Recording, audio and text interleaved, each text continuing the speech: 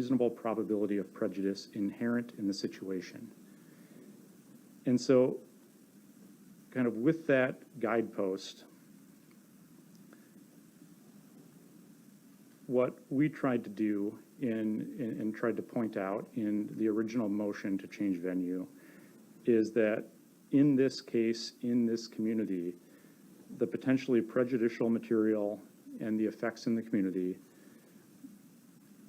due to the unique circumstances of the actual incident here. This is a little different than a lot of the change of venue cases that are discussed, where it is only analyzing publicity. And we've pointed out there were 6 deaths and many dozens injured from many different groups and associations, thousands of direct witnesses, vast financial support that the community got together, vast outpouring of support. There's a slogan used to demonstrate community solidarity because of this incident. The whole blue light bulbs distribution and displays. Extensive coverage of Mr. Brooks, his prior record, his pending charges, his custody status, photos of him that accompanied many of the articles of him in red and in shackles, the different Facebook groups, the extensive coverage of the actual incident, videos being played, the extensive coverage and highlighting of his court appearances. We noted in the motion that we filed that this is, I believe, still, it was as of yesterday, still highlighted in red in terms of information regarding Darrell Brooks on the court's website. And then frequent reminders of this incident throughout the community.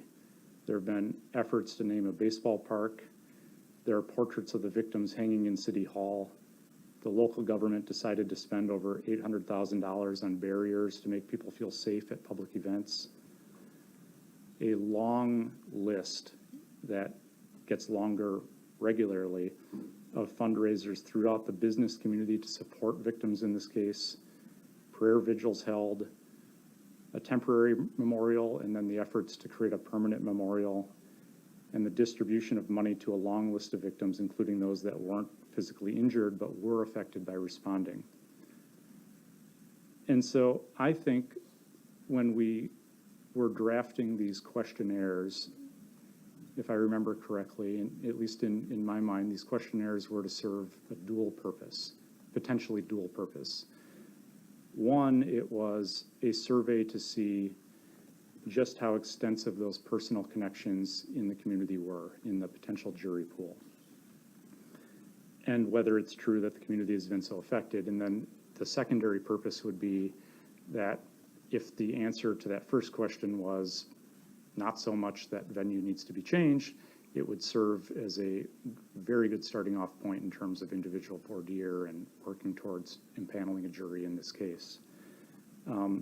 So the analysis and our analysis, we've looked at the questionnaires as they've continued to filter in, but the numbers I provided were after we had received, I think, 1,557 of them, and we had a relatively short amount of time to process a lot of information. Both sides had a relatively short amount of time.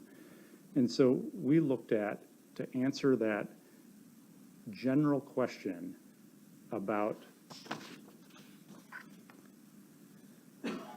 the community in which its members live and the judgment of the jurors' friends and neighbors and what they think, and just the pervasiveness of this incident and the effects and how widespread they are throughout the community. We looked at, I think we came up with 9 initial filters. The first filter was those within 1 degree of separation from the parade, which means you were either at it or you know somebody who was at it. And the reason we did that is because everyone's experience at the parade, everyone's experience was traumatizing. And if you know someone at the parade, you not only know someone who is a witness, now they might not be a witness listed by the state or going to be called at trial, but you know somebody who is a witness you also personally know somebody who experienced a traumatizing event. And when people know someone who was there, information received from other sources is filtered through what you already know from the person that you know. And that's just the way life works. And I think going back to that general question, not a sort of voir dire analysis, that we have to look at those numbers, and that in combination with the prejudicial media coverage and the reminders of this event that those community members are faced with every day in the community. And that's, like, I'm referencing sort of the portraits at City Hall and the different memorials and the signs as people go through the community that say Waukesha Strong, and the fundraisers and the neighbors and friends of neighbors that are affected. It has to be filtered through that. The second filter that we did was that those who attended a prayer vigil in support. The third was that those who donated money or attended a fundraiser. That's, you know, a showing of actual support to the victims of this incident. You know, so moved by what happened that people opened their pocketbooks. Whether you, and we discussed this at the time of coming up with the questionnaire, but, you know, if you donated or attended a fundraiser, I think really showing the same level of solidarity and support. We included those who were members of a social media group in support of the victims.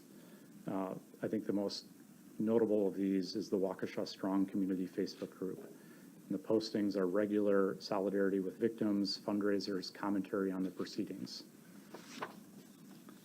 The fifth filter that we did was people who said, you know, because we had, I think, listed out these different ones, right? The display of blue lights, display in some way of the broken heart symbol, the jerseys event, and then other solidarity with the victims.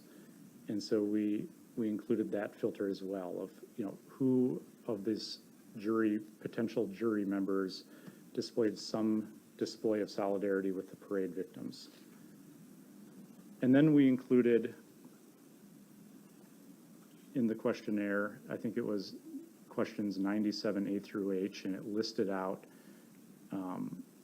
a number of, you know, potentially sort of traumatic personal effects from this, including, you know, and looking at that of like who of these potential jurors in this community through that same lens, faced with the daily reminders of their neighbors and what they're through and what they see every day and the news that they are subjected to, how many of them selected yes to one or more of those, of being, you know, having an actual adverse effect on this individual.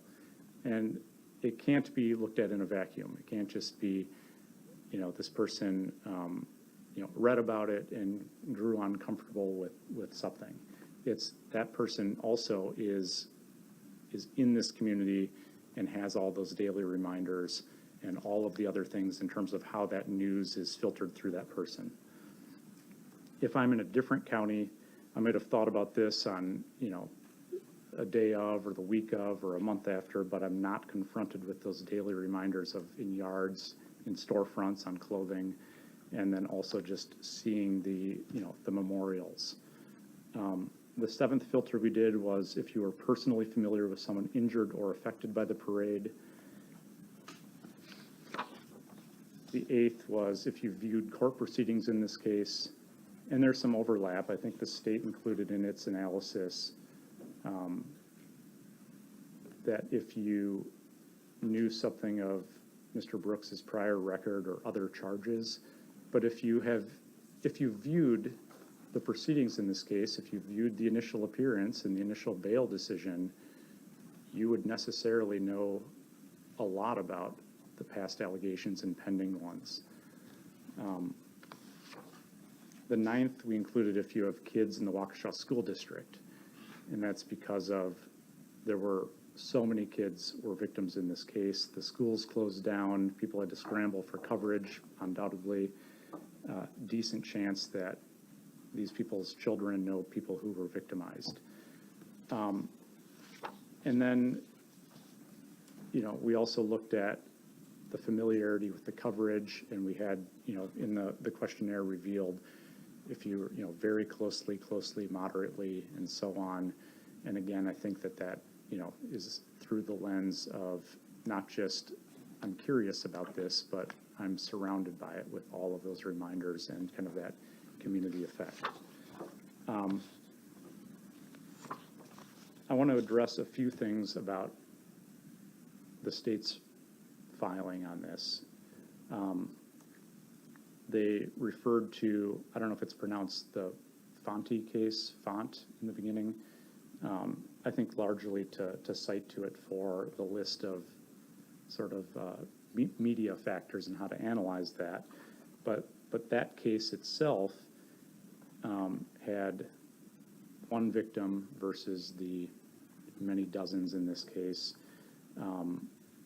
I think just factually is very, very distinguishable from this case in terms of the sheer number of victims, the sheer number of witnesses from diverse groups, the multiple ways this community has been affected. And then they went through just the state, I think, then proceeded to go through the 8 listed factors to how to analyze a change of venue motion. And again, those are largely geared towards, actually they're entirely geared towards how to analyze prejudicial publicity. And so I think it's not a perfect fit with this. The first one is the inflammatory nature of the publicity. I think the state argued that it's not been intended to inflame or arouse community feelings against, no attempt to influence public opinion. And I would point to the effect of the coverage. In the supplement that we filed, I included the investigatory article that had been up on JS Online for months about how the criminal justice system failed to hold Mr. Brooks accountable. And it goes line by line analyzing prior record and prior accusations and pending accusations. The timing and specificity, that's the Google trend that was included. Honestly, I think that people don't need to Google it. After the initial weeks of this, they're confronted with it everywhere.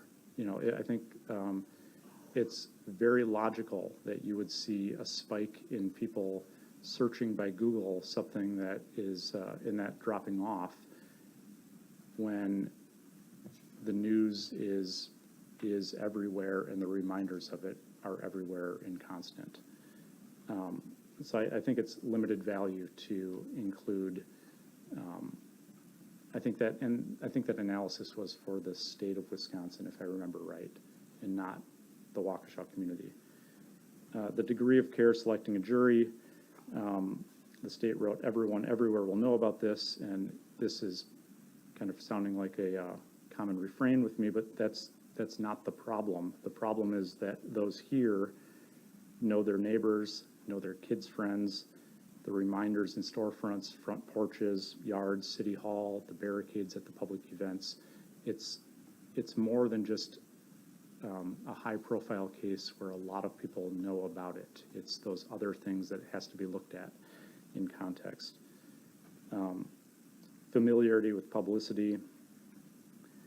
And, again, I go back to the Thomas v. State language of a jury represents the community in which its members live.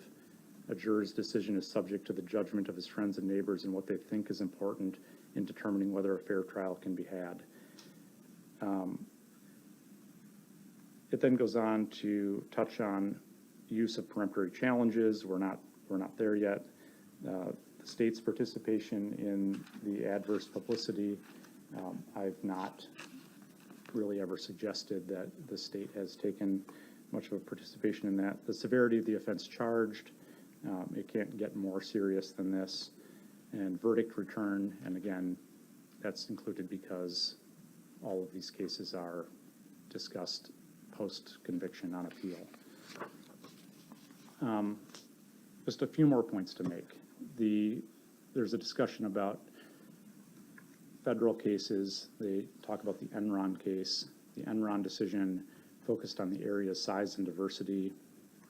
There was no social media at the time. The jury in that case was pulled from Houston, which is the 4th largest city in America.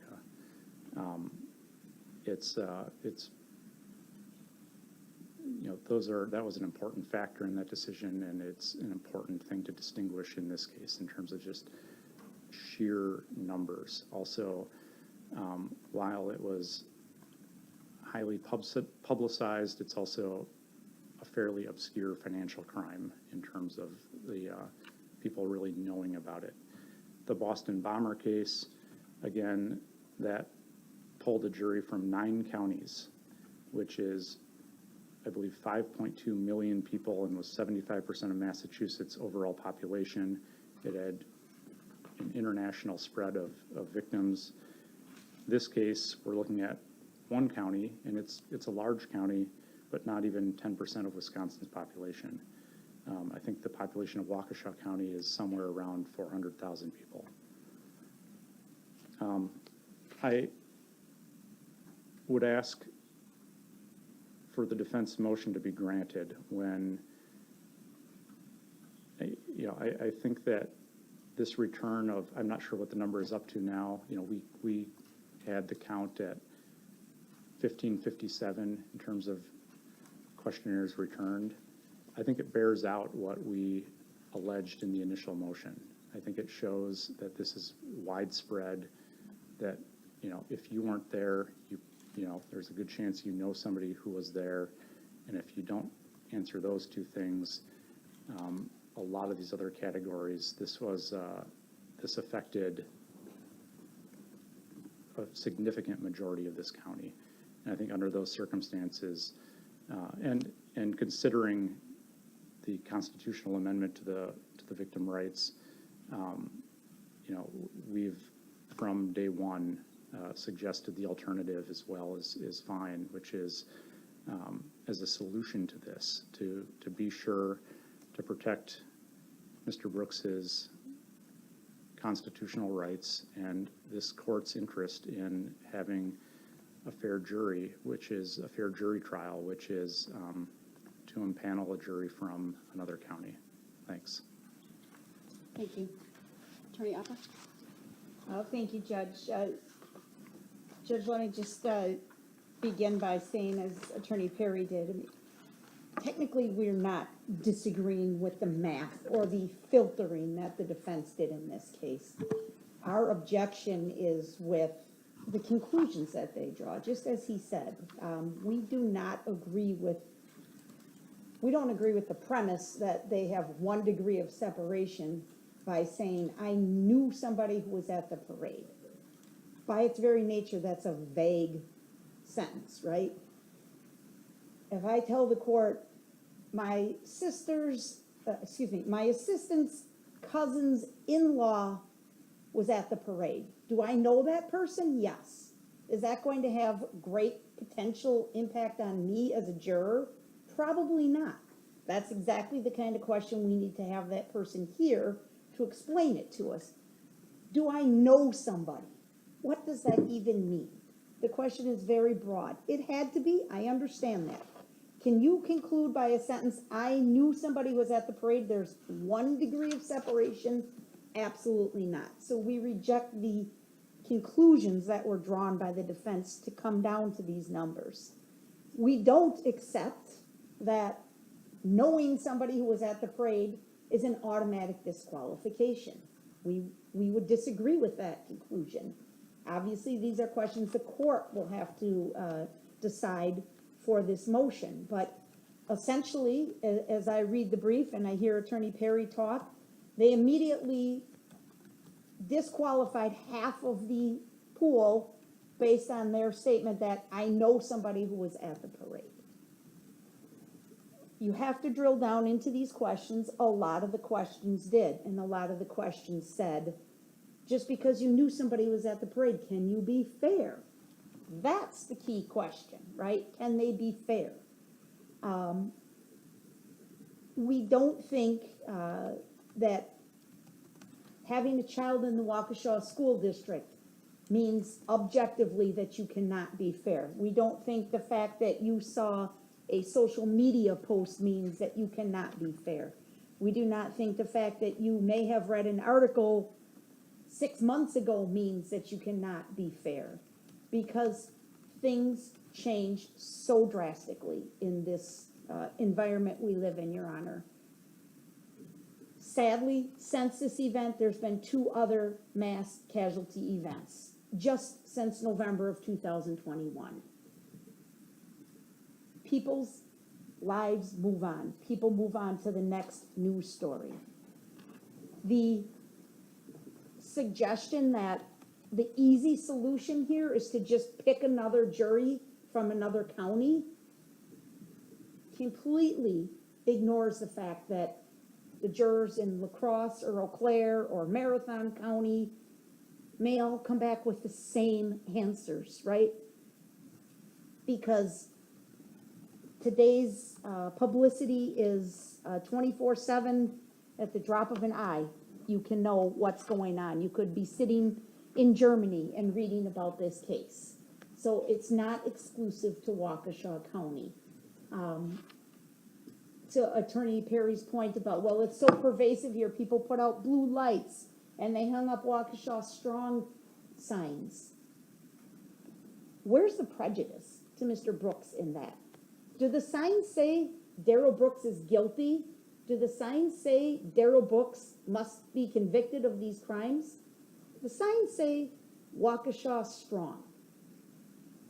That's it. Subject to interpretation by the viewer as to what that means to them. The purchase of concrete barriers by the city of Waukesha.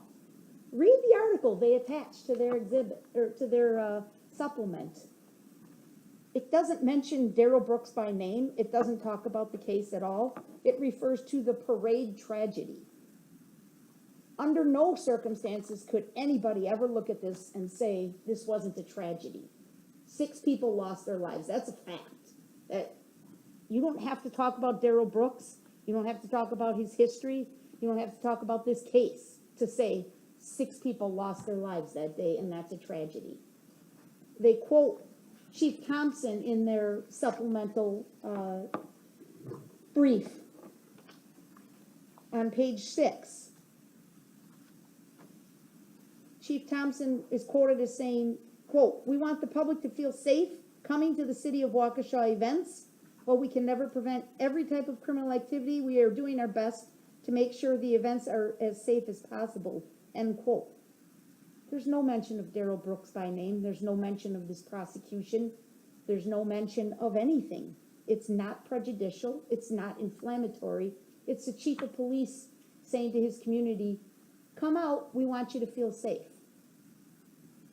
You can't equate that with our community cannot be fair to Mr. Brooks. Mr. Brooks selected the location to commit these alleged crimes. He selected the fact that there would be thousands of people present to witness his alleged crimes. He selected the fact that of those thousands of people, probably dozens, if not hundreds, were recording his alleged crimes. There hasn't been anything unfair or prejudicial to Mr. Brooks overall in the community's response. The fact that the community has chosen to support the victims of this tragedy. Again, we're not seeing signs that say Darrell Brooks did this or Darrell Brooks did that. We're seeing recognition of the loss of life and the impact that it's had on the community for the other surviving victims. We think the Boston Marathon case is the most persuasive because it's the most factually similar and recent in time. A lot of these cases are very old, and they can't account for today's media outlets and news sources that exist today. They just can't.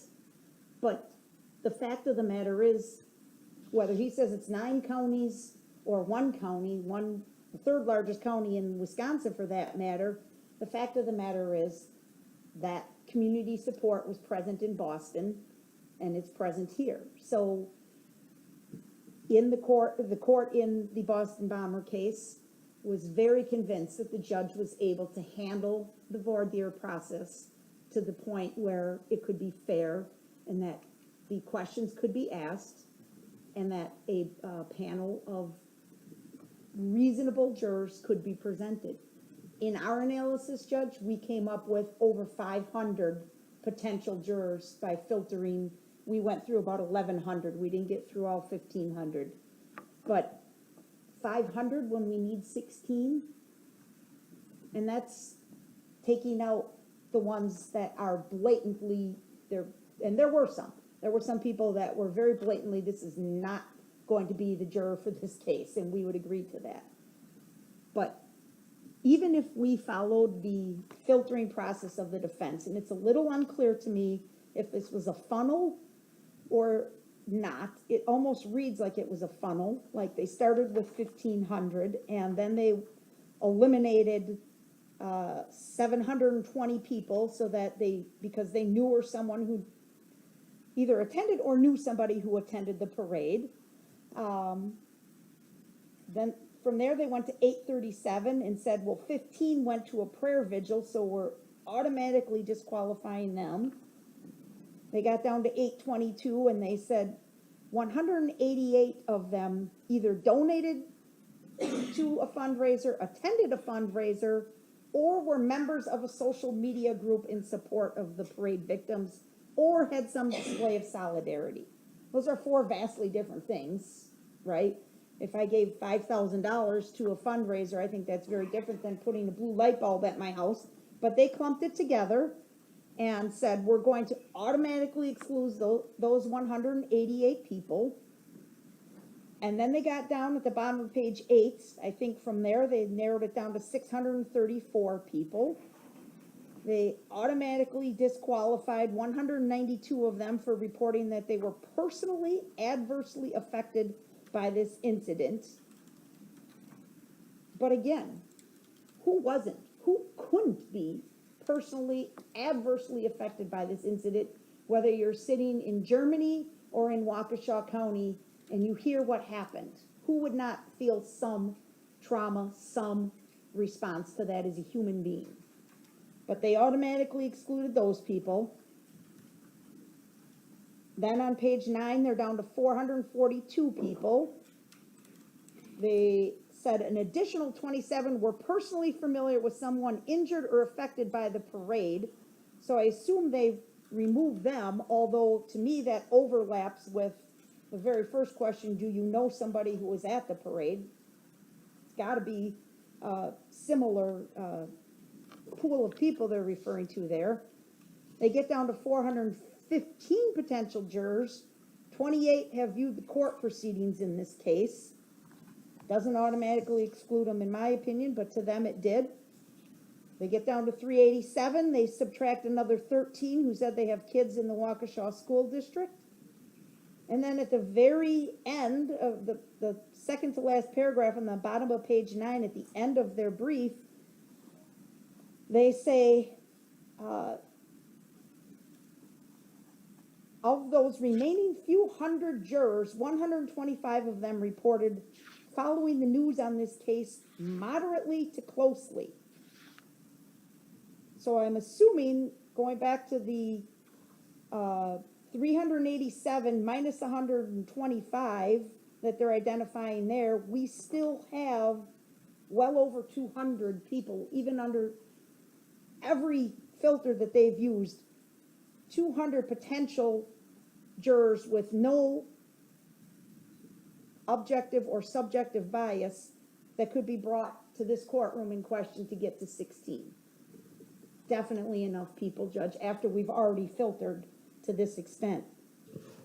They comment about 226 indicated they could not serve as a juror for that length of time. I guarantee you, no matter where we go, we're going to get a high number on that question. Nobody is going to easily be able to set aside a month of their life to devote to this trial. We understand that. That number probably would go higher if we had to bring people from another county to Waukesha and sequester them.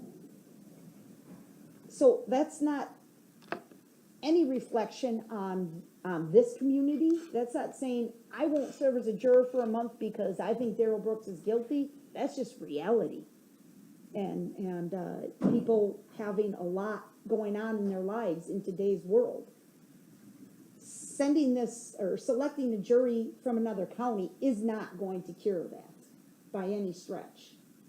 So we stand by our process, Your Honor. We think there's several hundred people using subjective and objective bias measures that could be brought in as a potential pool to serve on this jury right here in Waukesha County. I think it's remarkable, Your Honor, that even, again, in the defense brief, they say on page 5, top of page 5, the list of those victimized in the community is reported to be more than 560 individuals. That sounds like a lot until you remember Waukesha County has 400,000 people. So 560 were victims out of 400,000. We believe, Your Honor, that these jury questionnaires serve the purpose. They have identified for us the fact that in this community, there are people that can be fair, can be asked to come and serve on a jury, even one of this length. That will be a hardship for them. We understand it, but they will do it. And we believe that the passage of time has definitely worked against the defense motion in this case, because sadly, as I remarked, just the last 6 months, there have been other significant tragic events that have caught the attention of the world in the United States of America. So for all these reasons, Your Honor, we do rely on our argument in the brief. We disagree with the analysis that the defense performed, and we're asking you to deny the motion. Thank you. Thank you. I'll ask Jen Dunn one more time, if anyone who's here, I don't have anyone on the Zoom. Okay. But if anyone would want to make a statement on the motion that's before the court today. It doesn't appear so, Your Honor. Thank you. Judge, can I respond briefly? Very briefly. Okay. Yeah, just a few short points. We don't have, there's no criticism of this community coming together to show support and solidarity. It's just that if you have, with the victims in this case, you shouldn't then sit on a jury in this case to decide it. It's many of the things that we talk about are admirable. A funnel, in terms of that question, yes, that's where those numbers were. And again, not, as I tried to explain earlier, not applying this conclusively shows statutory or objective or or subjective bias, and therefore there's no more questions that might be asked of this person if they got to voir dire.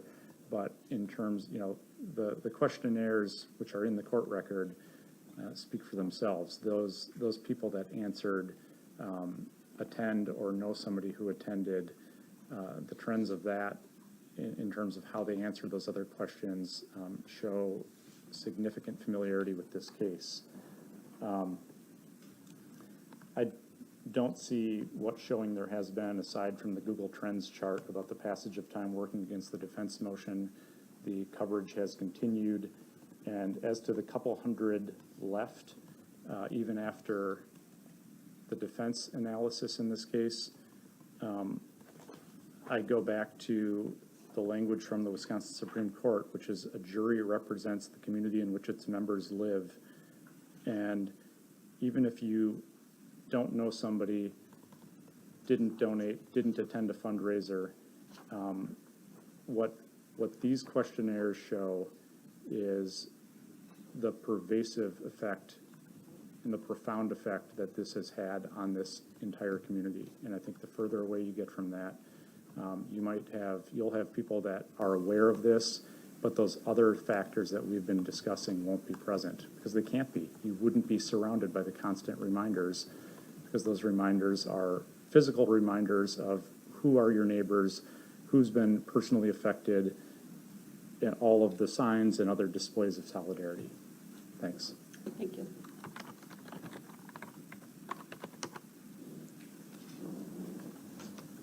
I did take a look at the population of Waukesha County. I did consult with a statistician at the Director of State Courts, and he is in charge of our jury pool and jury application, and someone who I regularly consult with in my line of work as a judge on jury issues. According to what our official final estimates from January 1 of 2021, the final estimate for the population of Waukesha County is actually up to 410,666, with voting age estimates being at 316,329. And of course, that 18-year-old criteria is one which makes a juror qualified. There are other qualifications. I don't have at my fingertips the population for the city of Waukesha. I'm going to ask Monica, my clerk, to look that up and give that to me. I know it's under 100,000 people, at least my last driving past the sign. I think that's on Les Paul Parkway. And I'll get back to that as I go on.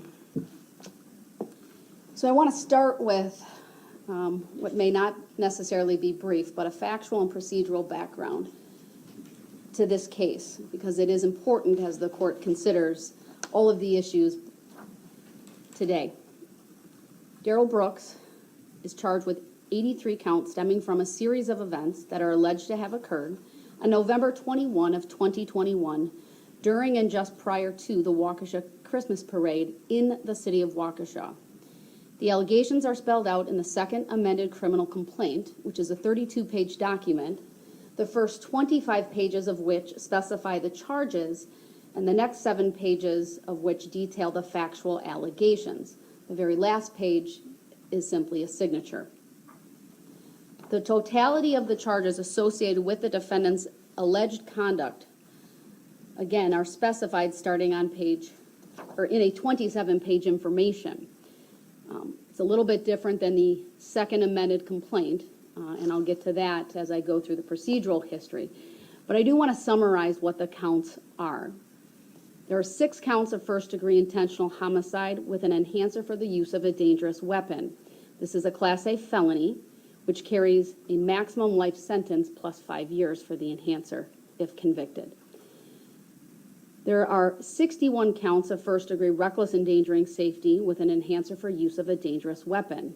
This is a Class F felony with a max term of imprisonment total of 12.5 years plus the 5-year enhancer. There are 6 counts of hit and run resulting in death, a Class D felony. The max for that is 25 years. There are 6 counts of homicide by vehicle use of a controlled substance, also a Class D felony. The maximum 25 years. There are 2 counts of felony bail jumping. Those are Class H felonies, which carry a maximum of 6 years. And there are 2 counts of misdemeanor battery, domestic abuse related. Those are Class A misdemeanors that carry a max of 9 months. Now, the crux of the allegations against Mr. Brooks are that on November 21 of 2021, he drove a red Ford Escape through the parade route, ignoring police orders to stop or redirect him, and in the process struck and killed 6 individuals and severely injured dozens more. The victims identified in the victim key have ties to 8 of the 67 parade groups and were either participating in the parade or were spectators. The other counts or conduct in the complaint concern alleged conduct of Mr. Brooks with a former girlfriend. Those are the domestic abuse related charges that occurred just prior to him driving through the parade, as well as information about several open cases from another county for which Mr. Brooks was out on bail and formed the basis of the felony bail jumping charges. For the purposes of the court's evaluation and assessment, today, the court will accept as true the facts laid out in the defense motion to change venue, as the state did not contest those facts in its brief, unless otherwise noted below. Those facts are as follows. I apologize if I'm a little repetitive, but I do want to be thorough here today. On Sunday, November 21 of 2021, the city of Waukesha held its annual Christmas parade. As stated in the original criminal complaint and as testified to at the preliminary hearing, there are approximately 100 entries in the parade with hundreds of participants and thousands of spectators. It is alleged that Darrell Brooks drove his car through the parade, intentionally killing 6 people and recklessly injuring and endangering the lives of 61 others. The victims of this tragedy are a diverse group and include members and relatives of the Dancing Grannies, an 8-year-old boy marching with the Waukesha Blazers youth baseball team, the Waukesha South High School Marching Band, the Remax Services First Group, the Burris Logistics Group, the Waukesha Extreme Dance Team, and members of and a priest from the Catholic community of Waukesha, and many spectators of the parade. Participants in the parade included 67 businesses and community organizations, and included the Waukesha Police Department, the Waukesha Fire Department, the Mayor of Waukesha, the County Executive of Waukesha County, and both the Republican and Democratic parties of Waukesha County, Catholic Communities of Waukesha, Catholic Memorial High School, Carroll University, Christian Education Leadership Academy, and Grace Lutheran Church, along with the Waukesha Freemen. Following the parade, many people within the Waukesha community no doubt rallied to provide support to the victims, including direct financial support, and to cope with what can, I think, genuinely be described as genuine trauma through prayer vigils and blue light broken heart displays. The Waukesha School District closed all schools on November 21 and 23. I would note, though, that the parade did take place the Sunday before the Thanksgiving holiday, and prior to that parade, students of the Waukesha School District were already scheduled to be off Wednesday, Thursday, and Friday. It is also true that the district gathered trauma counselors who were made available to students, staff, and community members upon their return. The district, meaning the Waukesha School District, is made up of 28 pre-K through 12 schools with 12,344 students and 829 teachers. One news outlet reported that more than 500 students received counseling on November 30, 2021, the first day back after the closure and Thanksgiving break. A local resident created the slogan, Waukesha Strong, and an accompanying broken heart drawing, which this court agrees quickly became synonymous with showing support for those impacted by the Christmas parade. The broken heart image and the words Waukesha Strong have been displayed across social media, in storefronts and business displays, on residential and business yards, and on pieces of clothing. Now, no quantifiable information was provided regarding the extent of these displays, but I would note the court, who myself, as a member of the greater Waukesha community, has personally seen such displays primarily in the city of Waukesha when traveling through Waukesha for personal reasons. The court would not consider the displays pervasive or ubiquitous. As of February 10 of 2022, the hashtag Waukesha Strong had over 245,000 views of TikTok and was posted over 7,000 times on Facebook and over 3,000 times on Instagram. I think we all could agree it's nearly impossible to determine whether any or all of these individuals are solely from Waukesha County. The United for Waukesha Community Fund was created to support the needs of families affected by the parade. This fund, established through the United Way and Waukesha County Community Foundation, raised over $3 million in donations as of December 3 of 2021 through 13,700 unique donations and reached $5,600,000 as of January 7 of 2022. The fund's committee members include the Waukesha County Executive, the Mayor of Waukesha, the director of Waukesha District Attorney's Victim Witness Assistance Program, and the superintendent of the Waukesha School District. In addition to the millions raised by the fund, as of January 13 of 2022, approximately 41,000 people had donated to various GoFundMe fundraisers, which were created to assist victims of the Waukesha Parade incident. Blue light bulbs were distributed for community members as well to install and display outside their homes to show support for the Waukesha Parade victims. Waukesha natives Joe and Megan Schobert, Batteries Plus, Home Depot, TNT, and Ace Hardware sent 10,000 light bulbs to the city of Waukesha for distribution. 7 downtown businesses distributed the bulbs free of charge. Additionally, every member of the Waukesha City Council was given a supply of blue light bulbs to distribute to their constituents. Prayer vigils were held at Humphrey Chapel, at Carroll University on November 22, and at Hales Corners Lutheran Church on November 23 of 2021. A vigil was also held at Cutler Park in downtown Waukesha on November 22 of 2021, and hosted by the Association of Waukesha Congregations, with participation by the Brookfield Elm Grove Interfaith Network and the Interfaith Conference of Greater Milwaukee. Speakers at the vigil included the mayor of the city of Waukesha, Sean Riley, the police chief, Dan Thompson, the fire chief, Steve Howard, and a representative from the Waukesha School District, and many religious leaders. On November 22 of 2021, another prayer vigil was held at St. William Catholic Church. This was apparently also live streamed on Facebook. There is no doubt at each of the prayer vigils, large crowds attended, but it is unknown how many of the attenders were residents of Waukesha County.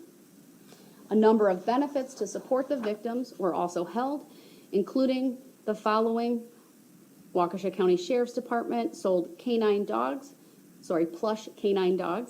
with 100% of the profits donated to the United for Waukesha Community Fund. Harley-Davidson of Oconomowoc held a fundraiser on November 27. Avalon Graphics sold yard signs with the Waukesha Broken Heart logo, with 100% of sales benefiting the community fund. Culver's of Waukesha donated 50% of sales on November 24 to victims and families. Coast Car Washes donated all sales from its Waukesha, Pewaukee, and West Dallas locations on November 24 to families of victims. Bosco Social Club donated 50% of proceeds between November 26 and 28. The Coop donated all proceeds from November 26. The Waukesha Masonic Lodge hosted a pancake breakfast on December 4. The Saloon on Calhoun hosted a benefit on December 14, and Waukesha Skateland hosted a benefit on December 15. As of February 8 of 2022, the Waukesha Strong Community Facebook group had 5,600 members. This group's page included a list of upcoming events related to local fundraisers, all of which were presumably held on the dates and locations listed. Although I have all of them listed, they are listed in the defense brief, and I'm going to just incorporate that in by reference. Although I would note it's unclear how many of these events are directly related to the parade and which are for other reasons.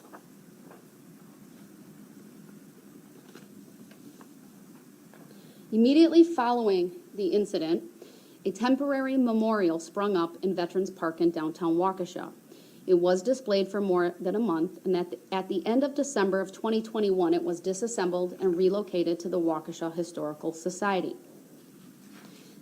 Since the filing of the defense's original change of venue motion and accompanying affidavit and exhibits, local media coverage has continued. The following are examples cited by the defense. On March 17 of 2022, the Milwaukee Journal posted on its website an investigatory article titled, "How Police, Prosecutors, and Courts Across 3 States Fail to Hold Darrell Brooks Accountable." The article is accompanied with a picture of an in-custody and shackled Mr. Brooks being led into the courtroom by an officer, and I'm told the article remained visible on the front of the Milwaukee Journal Sentinel's website every day for 2 months after the article was posted. The court would describe this article as being an in-depth investigative piece that presented objective information to the reader. It uses words such as allegations and accused. And perhaps more telling is there is no dispute of the vast majority, if any, of the information reported in that article. I won't detail the other parts of the article, detailed by the defense. Again, that is in their brief and incorporated herein by reference. Work has continued to create a permanent memorial for the victims of the parade incident. On March 19, it was reported that a memorial for the parade victims was installed at City Hall, featuring the paintings of the deceased victims.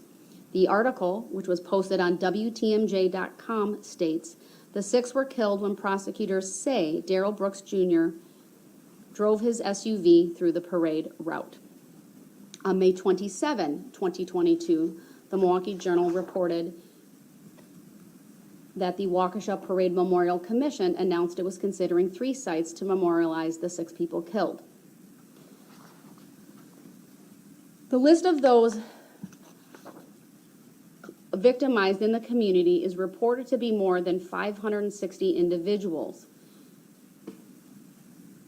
The United for Waukesha Community Fund disbursement allocations announced that the fund had raised $6.2 million plus to support the more than 560 parade victims. This was apparently published on March 15th in the Waukesha Freeman.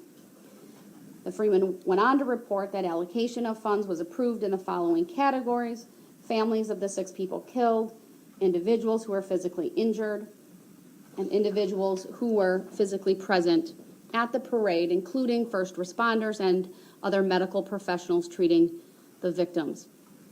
On March 17 of 2022, a 5-foot by 20 sign was hung on the side of the Metro Transit parking structure stating, quote, "Resist Black Terror."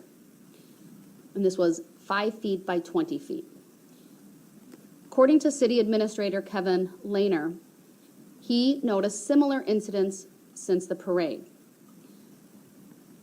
This incident at the Metro Transit parking structure was reported to the Freeman on March 19 and the Patch on March 22. The article reported that, quote, "The city has seen an uptick of racist messages since Darrell Brooks was arrested." Thankfully, the sign was quickly removed. The incident with the sign appeared to be very isolated, and it was condemned by city officials, including the mayor and a representative of the Waukesha Police Department. The court has not been provided with any other details of other incidents, but in any event, they appear to be the responsibility of fringe individuals whose values are not reflective of the city of Waukesha and the greater Waukesha community. Local news outlets have also reported on the purchase by the Waukesha Common Council of barriers known as MVB3X, spending $830,000 to do so. These barriers immobilize vehicles in the event of an impact and are estimated to withstand a force from a truck up to 16,500 pounds. As the state noted in its arguments today, the article, but for one sentence from the mayor, which referenced Darrell Brooks, does not go through the events of the incident or otherwise mention Mr. Brooks. It is primarily regarding the purchase of the barriers, and a separate article from the Freeman did not even mention Mr. Brooks. There was apparently an article on May 30th on Fox 6 News Milwaukee about the Waukesha Memorial Day Parade and the use of the traffic barriers, and made reference to Darrell Brooks. However, they did use words such as allegations, and then further commented about how 3 of the high school bands were marching together.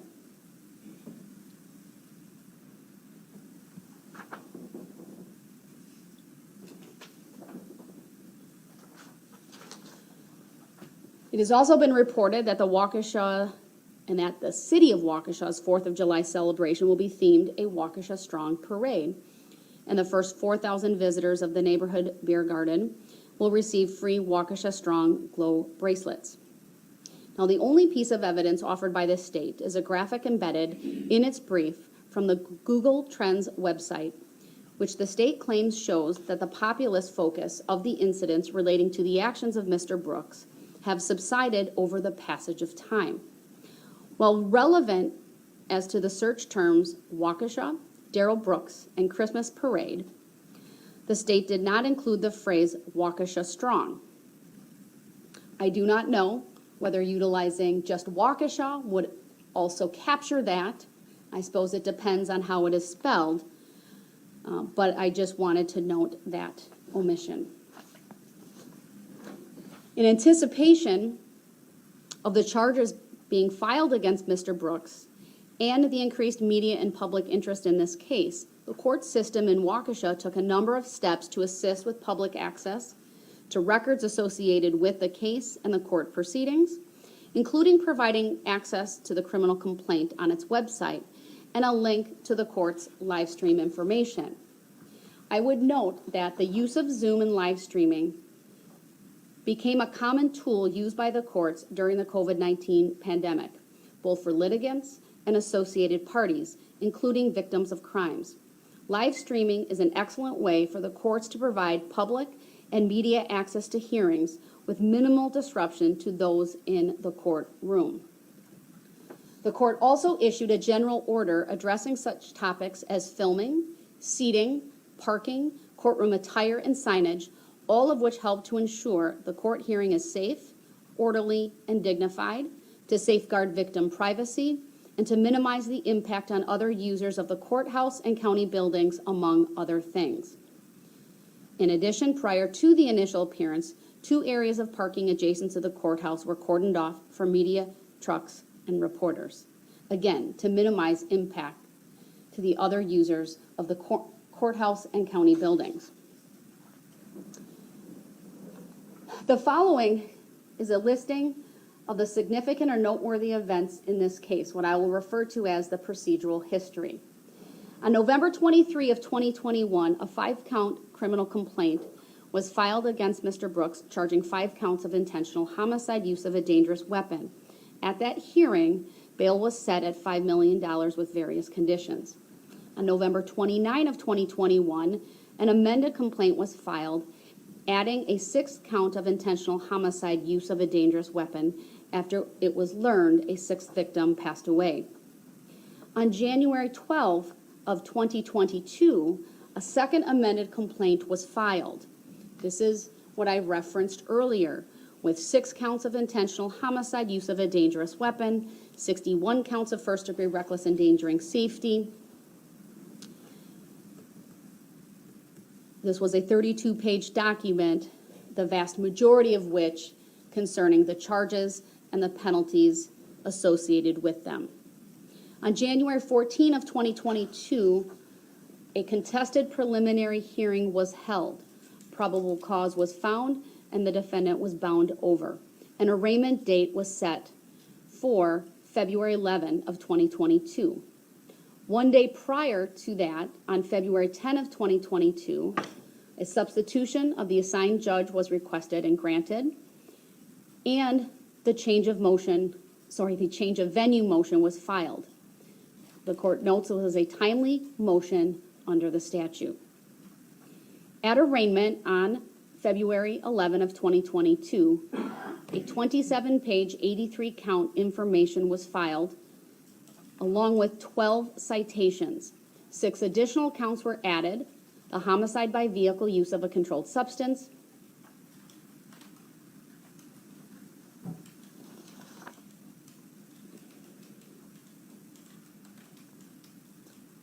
I believe the hit and run homicide charges had previously been filed with the 2nd amended complaint, but in any event, all of the citations related to the traffic-related homicide charges were filed on February 11.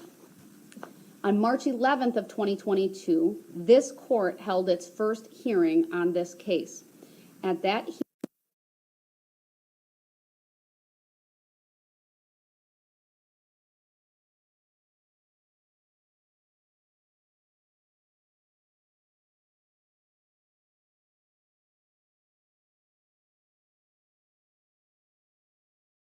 of 2022, both the state and the defense filed their proposed jury questionnaires.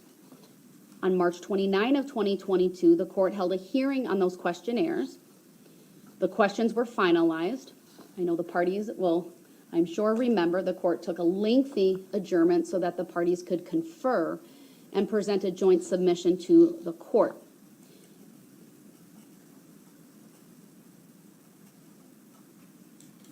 All but a few questions were included in the questionnaire. It was also on that date that the defense raised the potential for an adjournment. The court required a written motion and set deadline and motion hearing dates in the following week. On April 1 of 2022, the motion to adjourn was filed, and on April 4 of 2022, the motion was heard by this court and denied. Also on that date, the court set this date to address the change of venue motion and other deadlines for submissions, and the trial order deadlines were finalized as well. I neglected to say at the April 11th date, at the March 11th date, the court also set aside 1 month on its calendar for trial and requested the same of all parties. On April 7th, this court filed a written order regarding the jury questionnaires.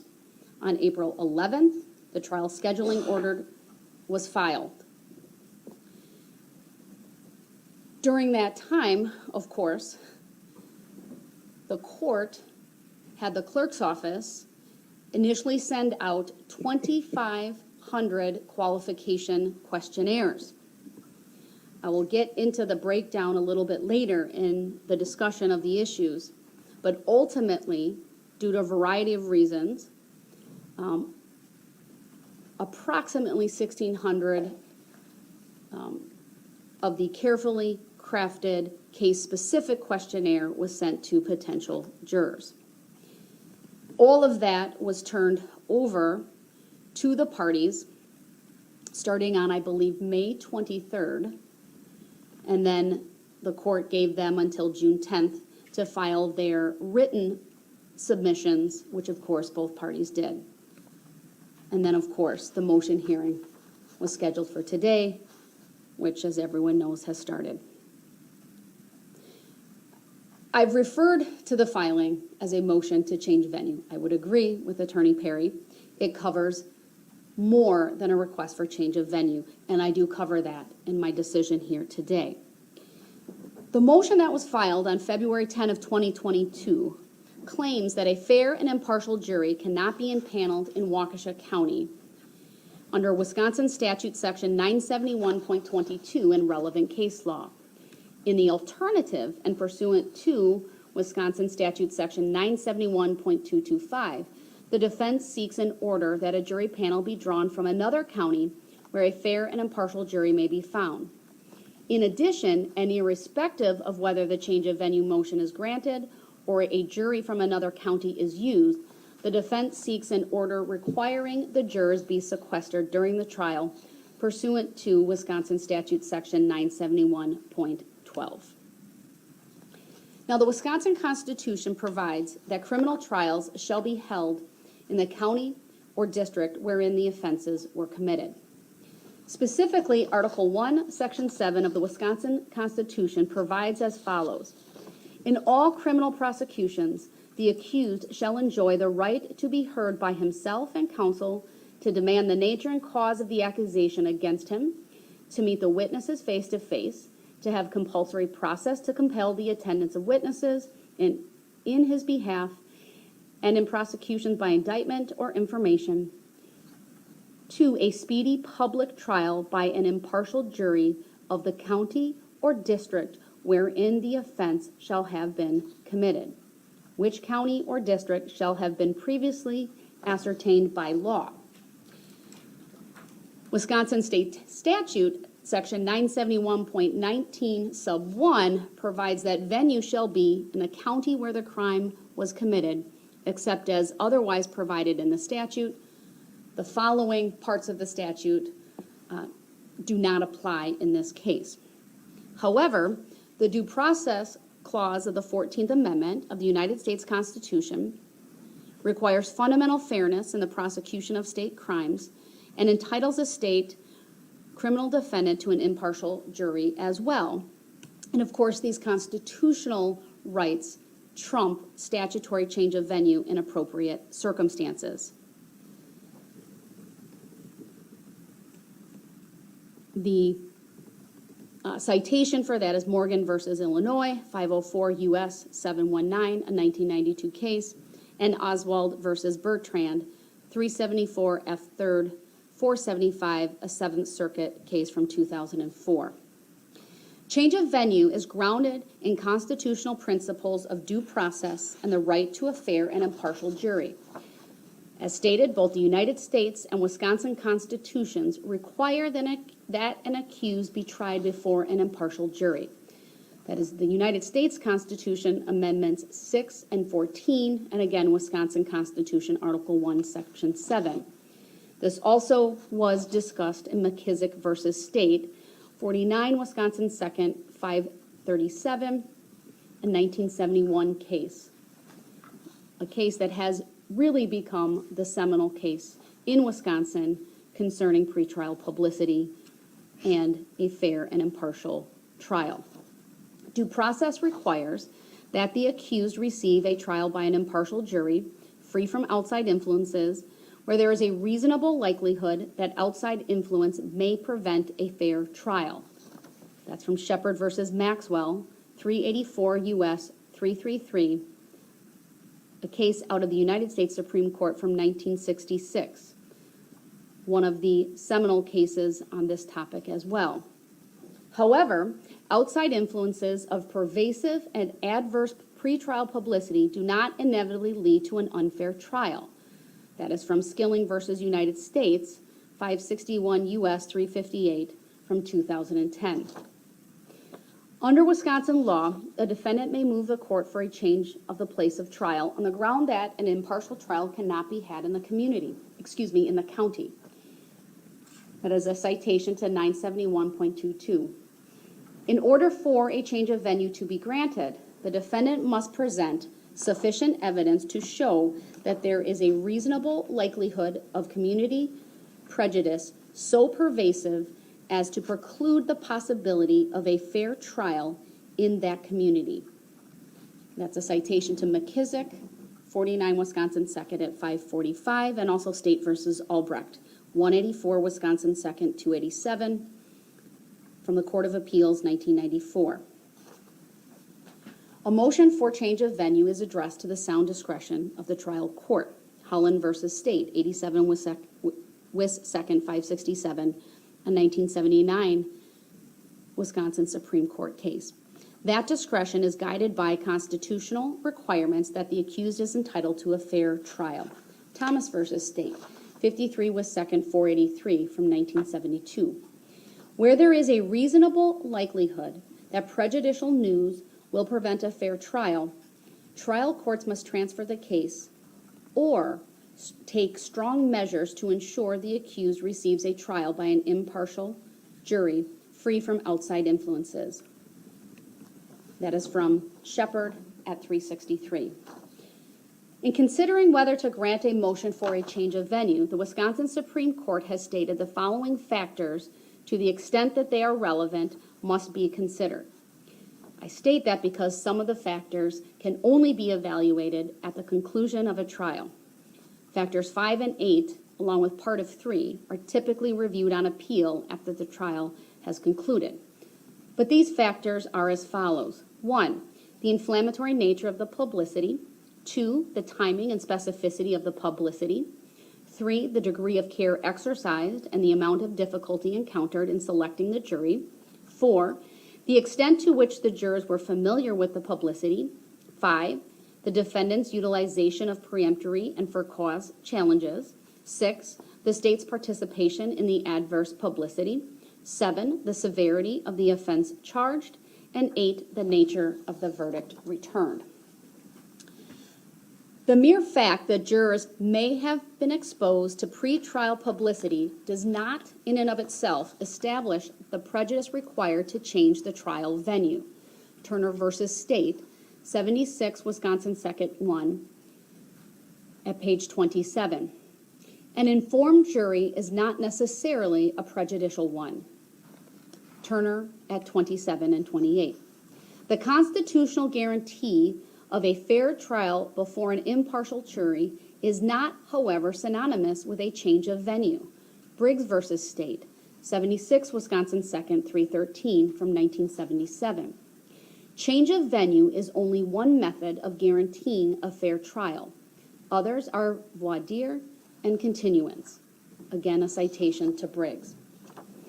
Objectionable news reports are those that attempt to influence public opinion against a defendant. Briggs versus State. Objective information and non-editorial reporting is not objectionable. Hoppy versus State, 74 Wisconsin 2nd 107 from 1976. Even reflective, non-inflammatory editorials are not objectionable. Turner versus State, 76 Wisconsin 2nd 1. In addition, the prejudicial effect of publicity wanes with the passage of time. That is from Tucker versus State, 56 Wisconsin 2nd 278 from 1973. The issue of when pretrial publicity impacts the ability of an accused to receive a fair trial is not new, not to this county, not to this state, and not to courts across the United States. Courts have tackled the issue of pretrial publicity in a variety of settings.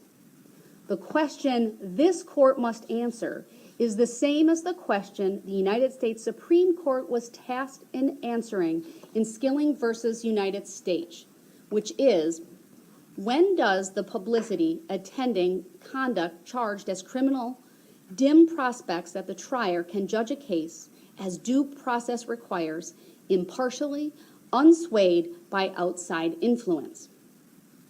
As both the United States Supreme Court and the Wisconsin Supreme Courts have considered this question, as stated, both the United States Supreme Court and the Wisconsin Supreme Court have considered this question in diverse settings.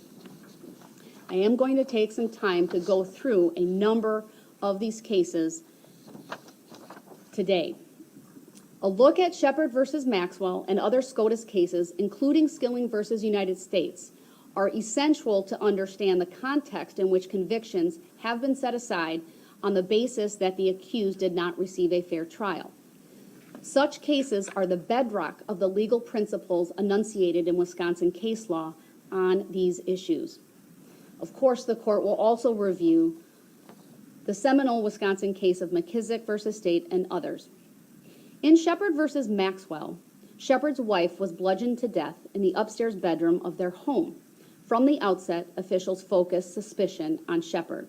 He was accused of murdering his wife and ultimately tried and convicted by a jury in a particular county in Ohio. I don't want to state it wrong, so that's why I didn't state it. Both before and during the trial, Shepard was the subject of extensive newspaper, radio, and television publicity, including many unfavorable matters which were never presented to the jury.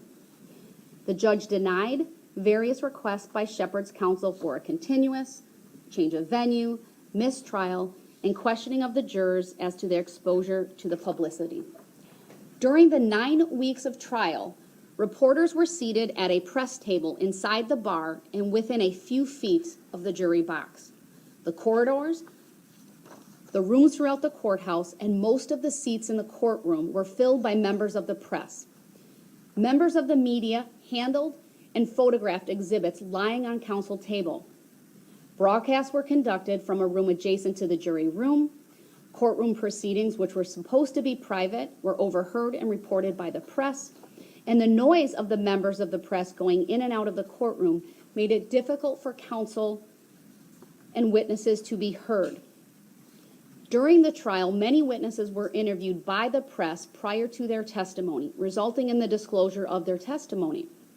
Testimony of witnesses who had testified was available in the press to witnesses who had not yet testified. In addition, before the trial, the names and addresses of the jurors were published, and they received letters and phone calls concerning the case. Then, during deliberations, the jurors were also allowed to make phone calls. The trial judge in that case made no effort to control the release of leads, information, and gossip to the press by the prosecuting attorneys, the coroner, police officers, or witnesses.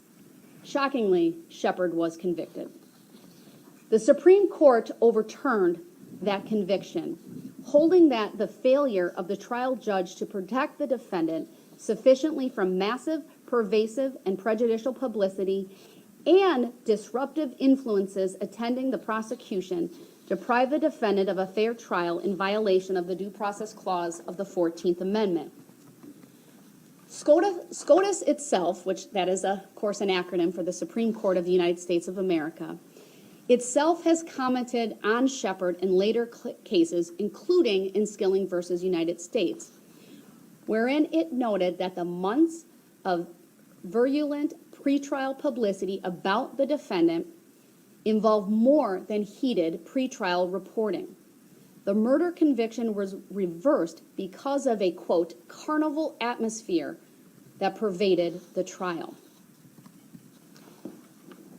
Rideau versus Louisiana, another Supreme Court case found at 373 U.S. 723 from 1963, is another example of where the proceedings themselves were so devoid of fundamental fairness that a conviction was overturned.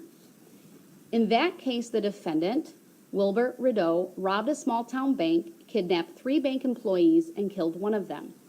The local sheriff interrogated the defendant in jail without counsel present and obtained a detailed confession, which was done without the defendant's knowledge, and recorded and televised 3 times to large local audiences shortly before the trial. The recording was described by the court as a moving picture film with a soundtrack of the, quote, interview, quote, in the jail between Rideau and the sheriff of the local parish. The interview was 20 minutes in length and shown 3 times on 3 consecutive days in the parish, a parish with an approximate population size of 150,000. The estimated audience size for the showing was 24,000, 53,000, and 29,000 respectively. In addition, the trial court denied Rideau's motion for change of venue. During voir dire, the trial court also denied 4 requests by Rideau to strike jurors for cause after he had exercised all of his peremptory strikes. 2 jurors who had seen the coverage and 2 jurors who were deputy sheriffs of that very parish. Rideau was convicted and sentenced to death. The Supreme Court again overturned a criminal conviction, finding that the media coverage manifestly tainted the criminal prosecution. Without even pausing to examine the voir dire, the court held that the, quote, kangaroo court proceedings, quote, trailing the televised confession, violated due process. In Estes versus United States, the Supreme Court set aside a conviction despite the absence of any showing of prejudice, stating the following: it is true that in most cases involving claims of due process deprivations, we required a showing of identifiable prejudice to the accused. Nevertheless, at times, a procedure employed by the state involves such a probability that prejudice will result that it is deemed inherently lacking in due process. That's found at 381 U.S. 352, again a case from the Supreme Court from 1965. In Estes, the defendant was indicted by a Texas county grand jury for swindling. Massive pretrial publicity resulted in national notoriety. Following a change of venue and on the day of trial, a hearing was held on defendant's motion to prevent broadcasting and news photography and for a continuance of the trial. The hearing was conducted in the presence of some trial witness and veneer members who were later released. It was carried live on television and radio, and news photography was permitted. The original jury panel, the defendant, the attorneys, and the trial judge were highly publicized during the 2 days the hearing lasted. A different trial was impaneled in this case.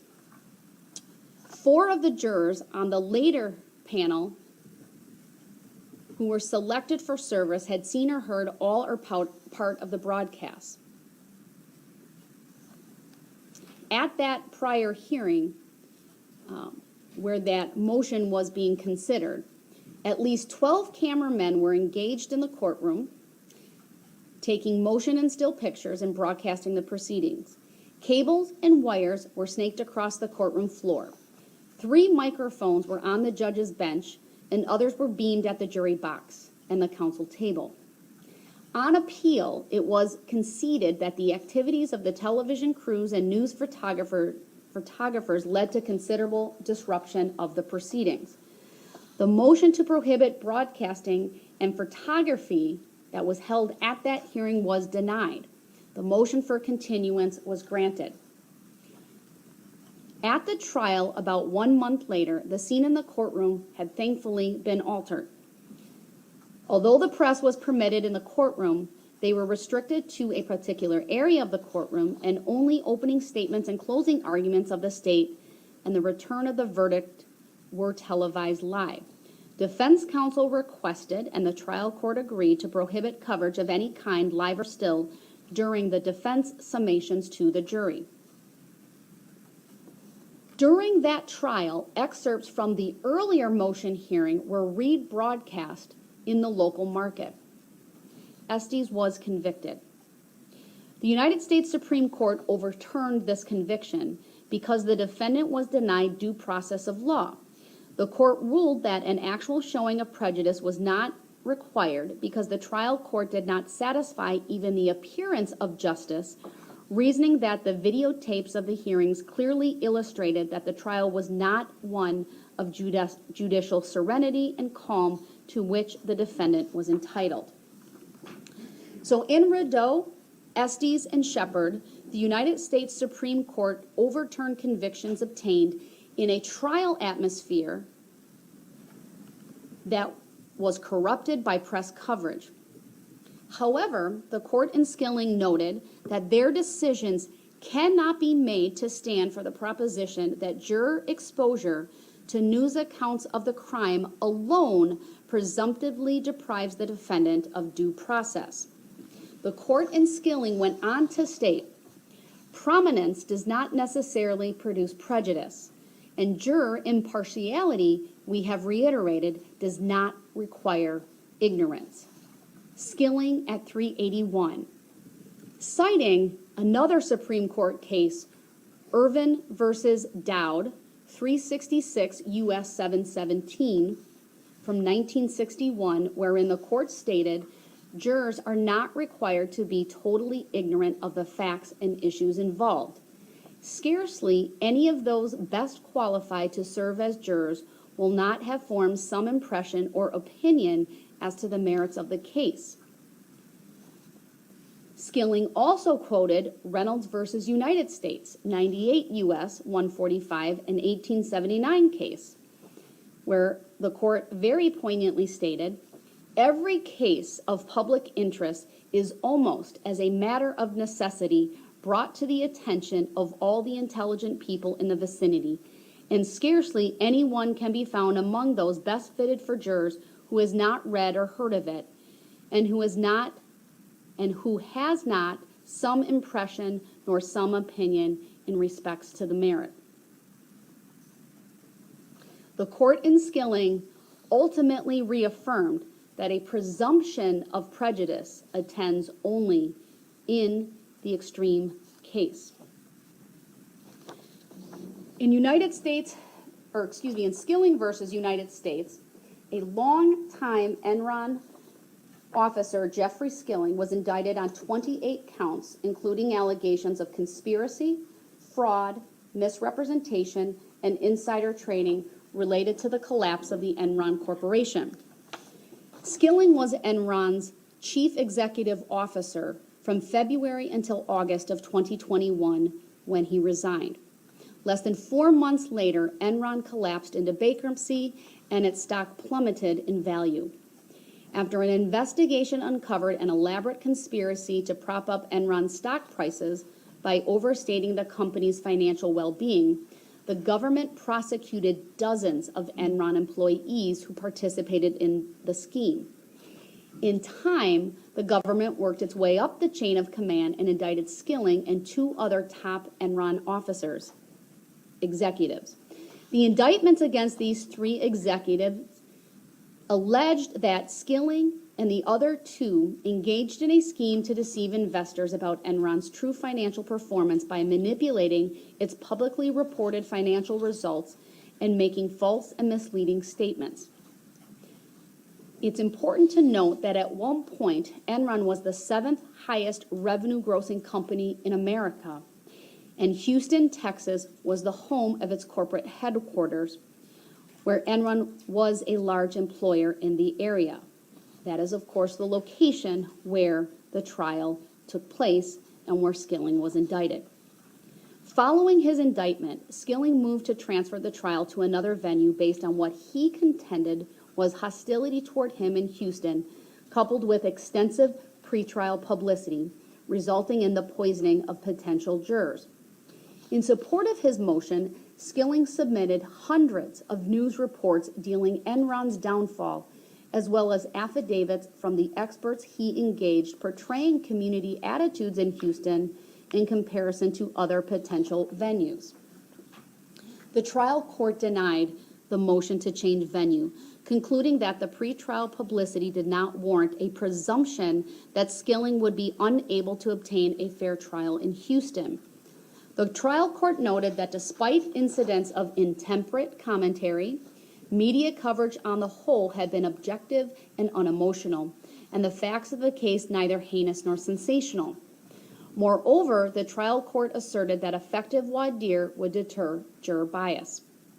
In the months leading up to trial, the trial court asked the parties for questions it might use to screen potential jurors, ultimately accepting Skilling's more probing and specific submission with slight modifications into a 77-question, 14-page comprehensive jury questionnaire that it then mailed to 400 prospective jurors.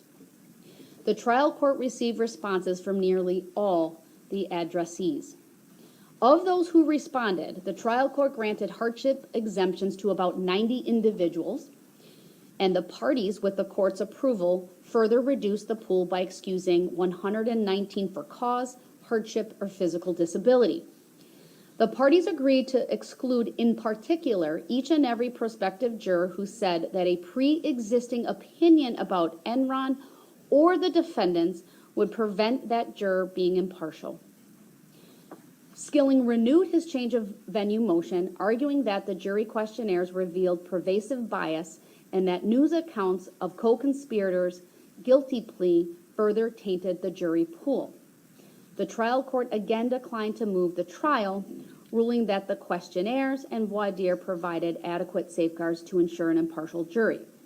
The court did adjourn the proceedings a couple of weeks. Ultimately, the court qualified 38 prospective jurors, a number sufficient allowing for preemptory challenges to impanel 12 jurors and 4 alternates. Following trial, Skilling was convicted of 19 of the 28 counts and acquitted of 9 insider trading counts. Skilling appealed, claiming, among other things, that the pretrial publicity and community prejudice prevented him from obtaining a fair trial. The United States Supreme Court affirmed the convictions, and on the due process claim held that pretrial publicity and community prejudice did not prevent Skilling from attaining a fair trial. Skilling did not establish that a presumption of juror prejudice arose or that actual bias infected the jury that tried him.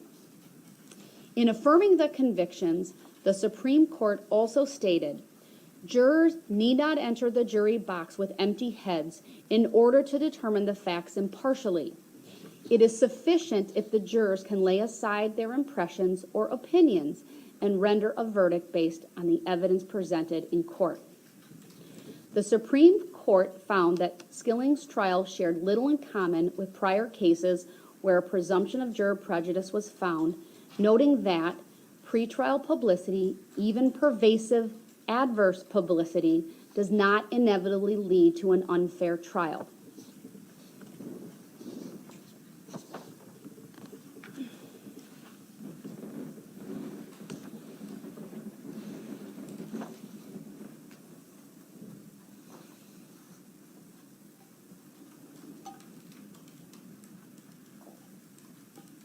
In sum, the court in Skilling looked at relevant precedent on the issue of pretrial publicity and the following factors in affirming the trial court.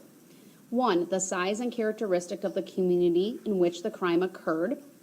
2, although news stories of Skilling were not kind, they contained no blatantly prejudicial information. 3, the length of time following the reported crime and trial, as well as the diminishing decibel level of media attention in the 4 years following the collapse of Enron and the trial. 4, the acquittal of the defendant on 9 of the 28 charges against him. And 5, the carefully crafted, executed, and effective jury selection process, including an expanded jury pool and the 77-question, 14-page questionnaire, unlimited use of strikes for cause, additional preemptory strikes, group voir dire, individual voir dire, attorney-led follow-up in voir dire, and clear instructions to the impaneled jury based on the law and the evidence.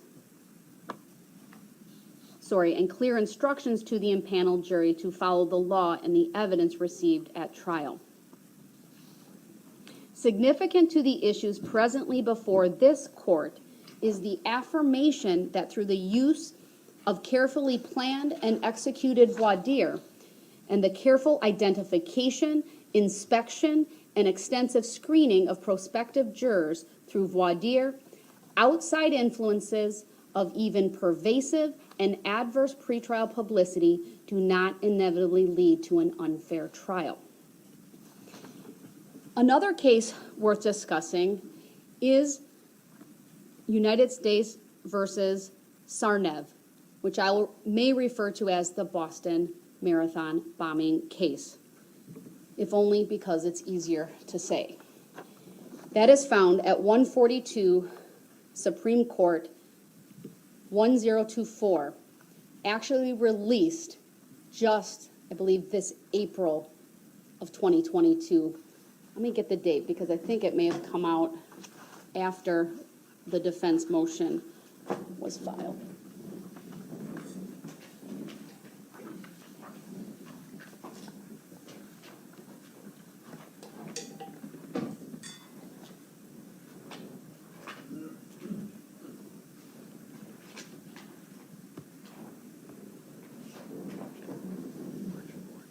It was released March 4 of 2022, so it is clearly the most recent case out of the United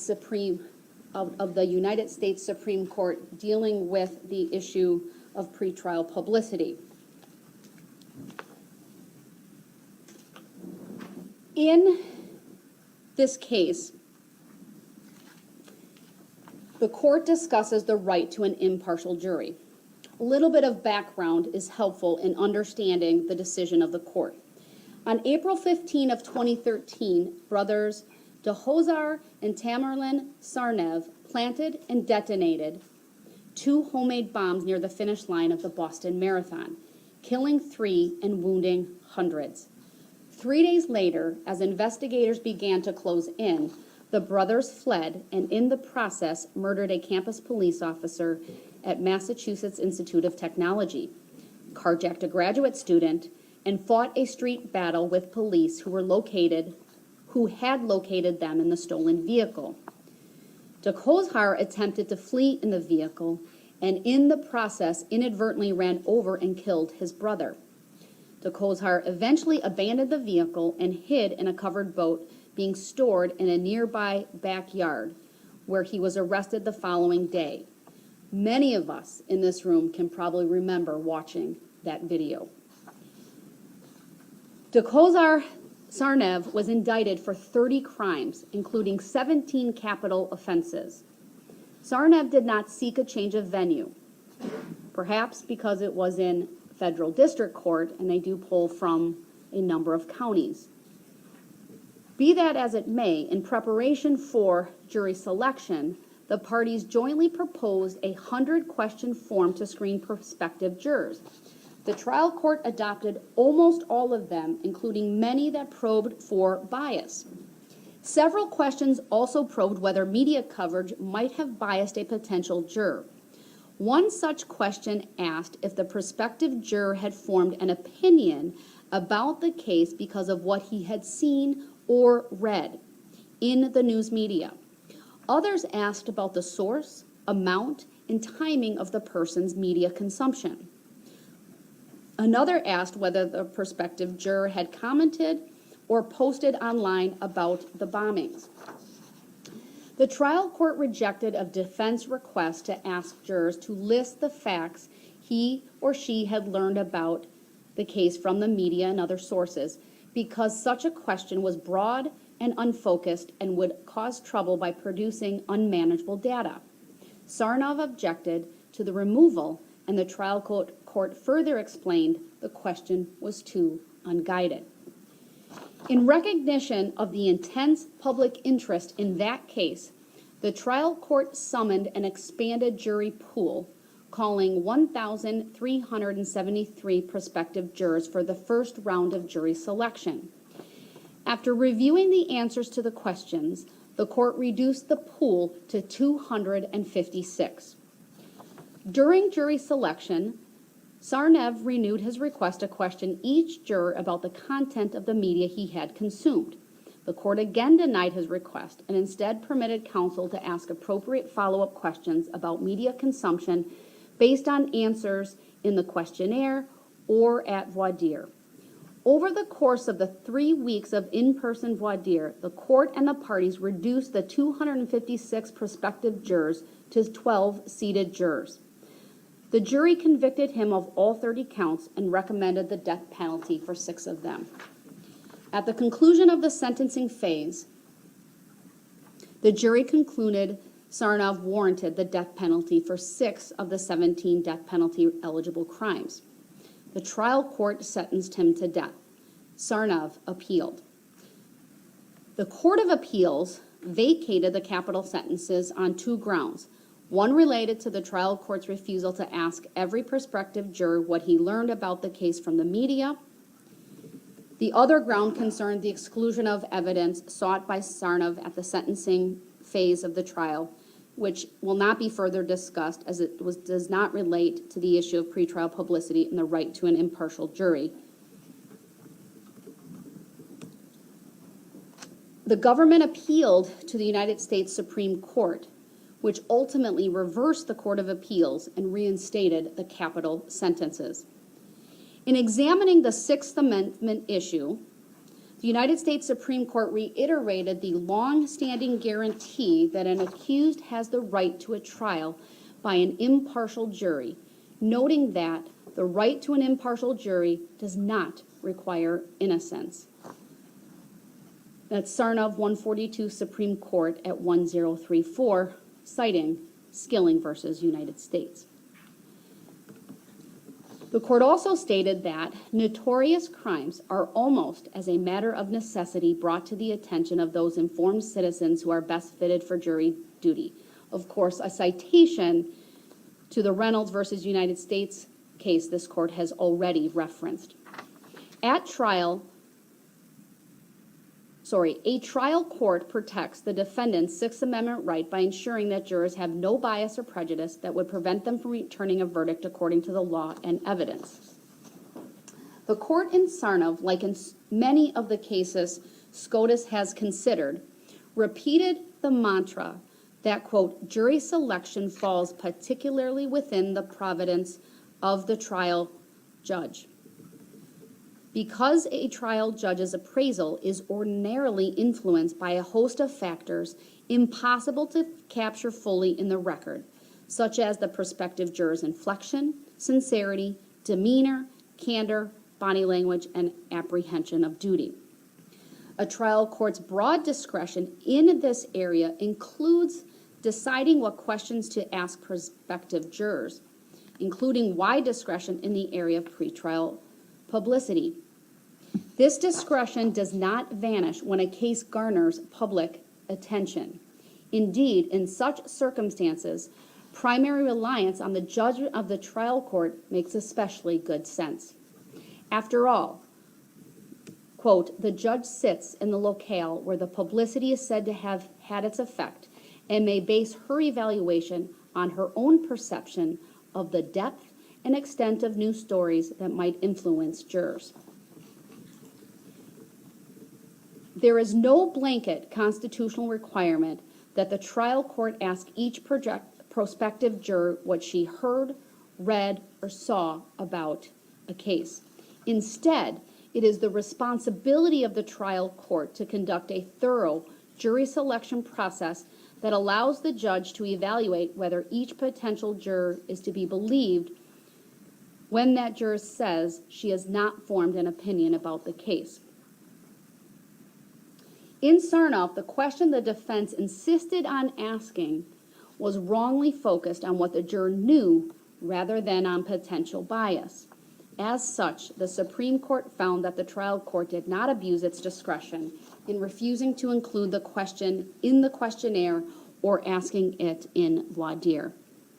Perhaps most relevant to the issues before this court is the Supreme Court's affirmation of the jury selection process used in that case, which it found dispelled any doubt concerning the jury's impartiality. The Supreme Court in Sarnov noted the following. The questionnaires asked prospective jurors what media sources they followed, how much they consumed, whether they had ever commented on the bombings in letters, calls, or online posts, and most pointedly, whether any of that information had caused the prospective juror to form an opinion about Sarnov's guilt or punishment.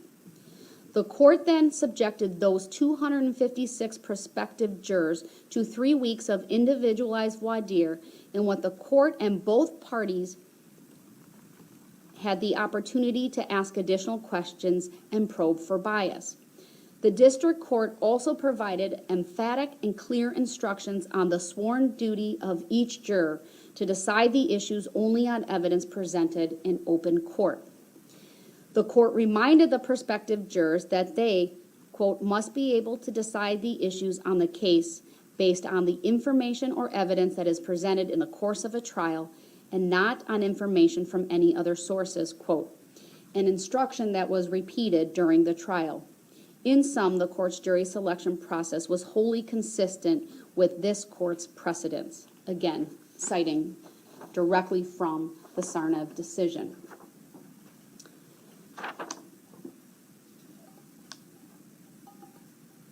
In McKissick versus State, the Wisconsin Supreme Court identified 8 factors for a court to consider when assessing a motion to change venue and related requests. Those factors have been cited with approval multiple times in subsequent cases, including in State versus Font, the most recent case in which the Wisconsin Supreme Court assessed the denial of a change of venue motion.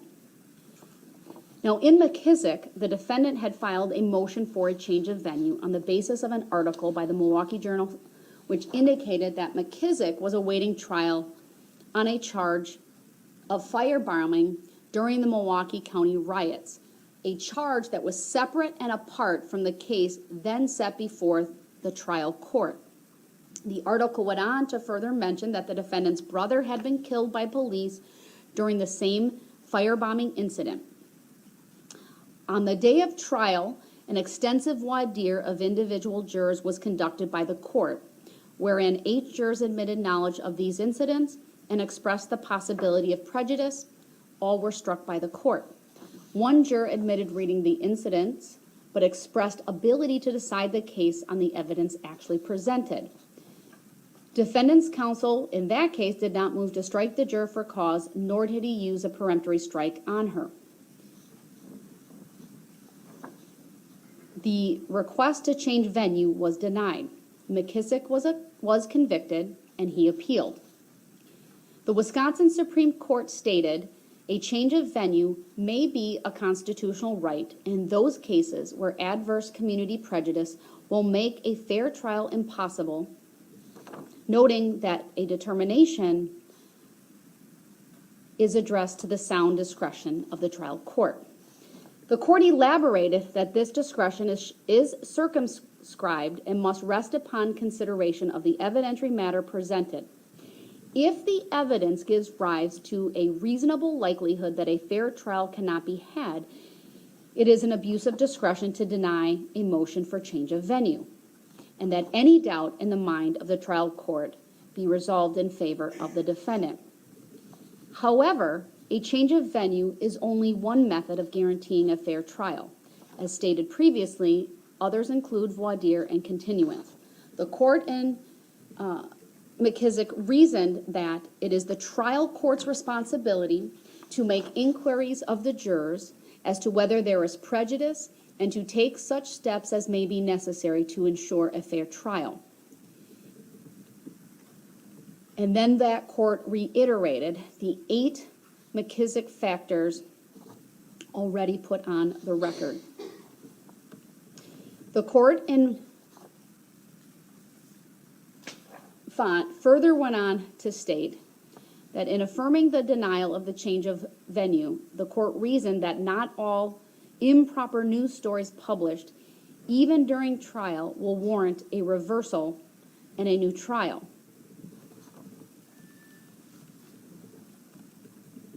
The court reasoned that jurors need not be entirely unaware of events in their community to constitute the, quote, impartial jury, quote, that is constitutionally required.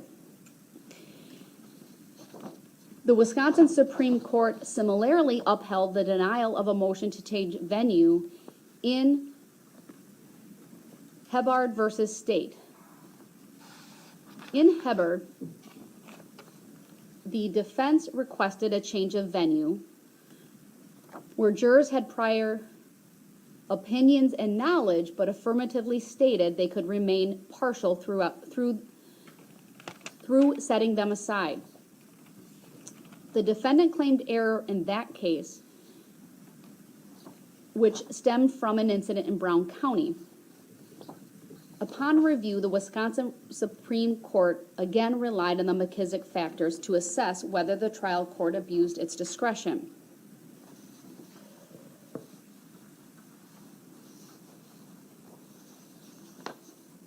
Many of the factors already cited to by this court were relied upon in that court in affirming the conviction and the denial, in that case, of the motion to change venue.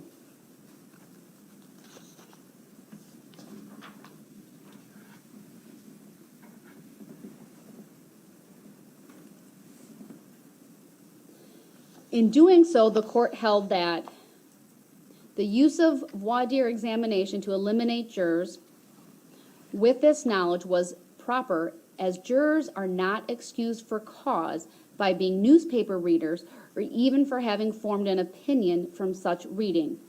It is only when they are unable to lay aside an opinion deriving from press publicity and render a verdict on the evidence presented. In Tucker versus State, 56 Wisconsin 2nd 728 from 1972, the Wisconsin Supreme Court held that juror knowledge of an accused is not enough to rebut the presumption of a prospective juror's impartiality and create a reasonable likelihood of prejudice to warrant the granting of a request to change venue. In that case, Tucker sought a change of venue because of extensive coverage by the media. Once again, the Wisconsin Supreme Court used the relevant McKissick factors to determine whether, under that case in Shepard versus Maxwell, there is a reasonable likelihood that pretrial news prior to trial will prevent a fair trial. The court began by assessing the nature of the publicity and noted that there is no denial that the media coverage of community tensions, disorders, and criminal activities, the actions of killing a police officer and wounding of several others, was principal, but that the media ultimately shifted its focus from the actions of the defendant to the officer's survival from the brink of death. Now, in this case, the nature of the publicity the court held was not prejudicial, as the issue was now why he was shot, not whether he was shot, that became the issue at trial. The court continued that even if publicity in a particular form may preclude a fair trial, under Shepard, the mandate is to transfer the case or to continue until the threat abates, which clearly recognizes that the effect of newspaper and certainly radio and television coverage of events wanes with the passage of time. Perhaps the important point for this court to take from that case in assessing the issues before the court, including in that case, was that the trial was 11 months after the alleged offenses, and references in the news media to the incidents had steadily decreased in length and frequency, with little to no reference in the 6 or 7 months prior to trial. The court went on to reason, though, that the passage of time is only one factor to be considered on the right to change venue. Further, the record established evidence of care being exercised by the trial court in the selection of the jurors, even though jurors or some among them could remember reading or hearing about the case. The court held that this knowledge of what is written or said is, quote, not enough to rebut the presumption of a prospective juror's impartiality, and to have obtained information of the matters through newspaper, radio, or television is not cause for challenge to a prospective juror in this state, as it is not required that jurors be totally ignorant of the facts and issues involved.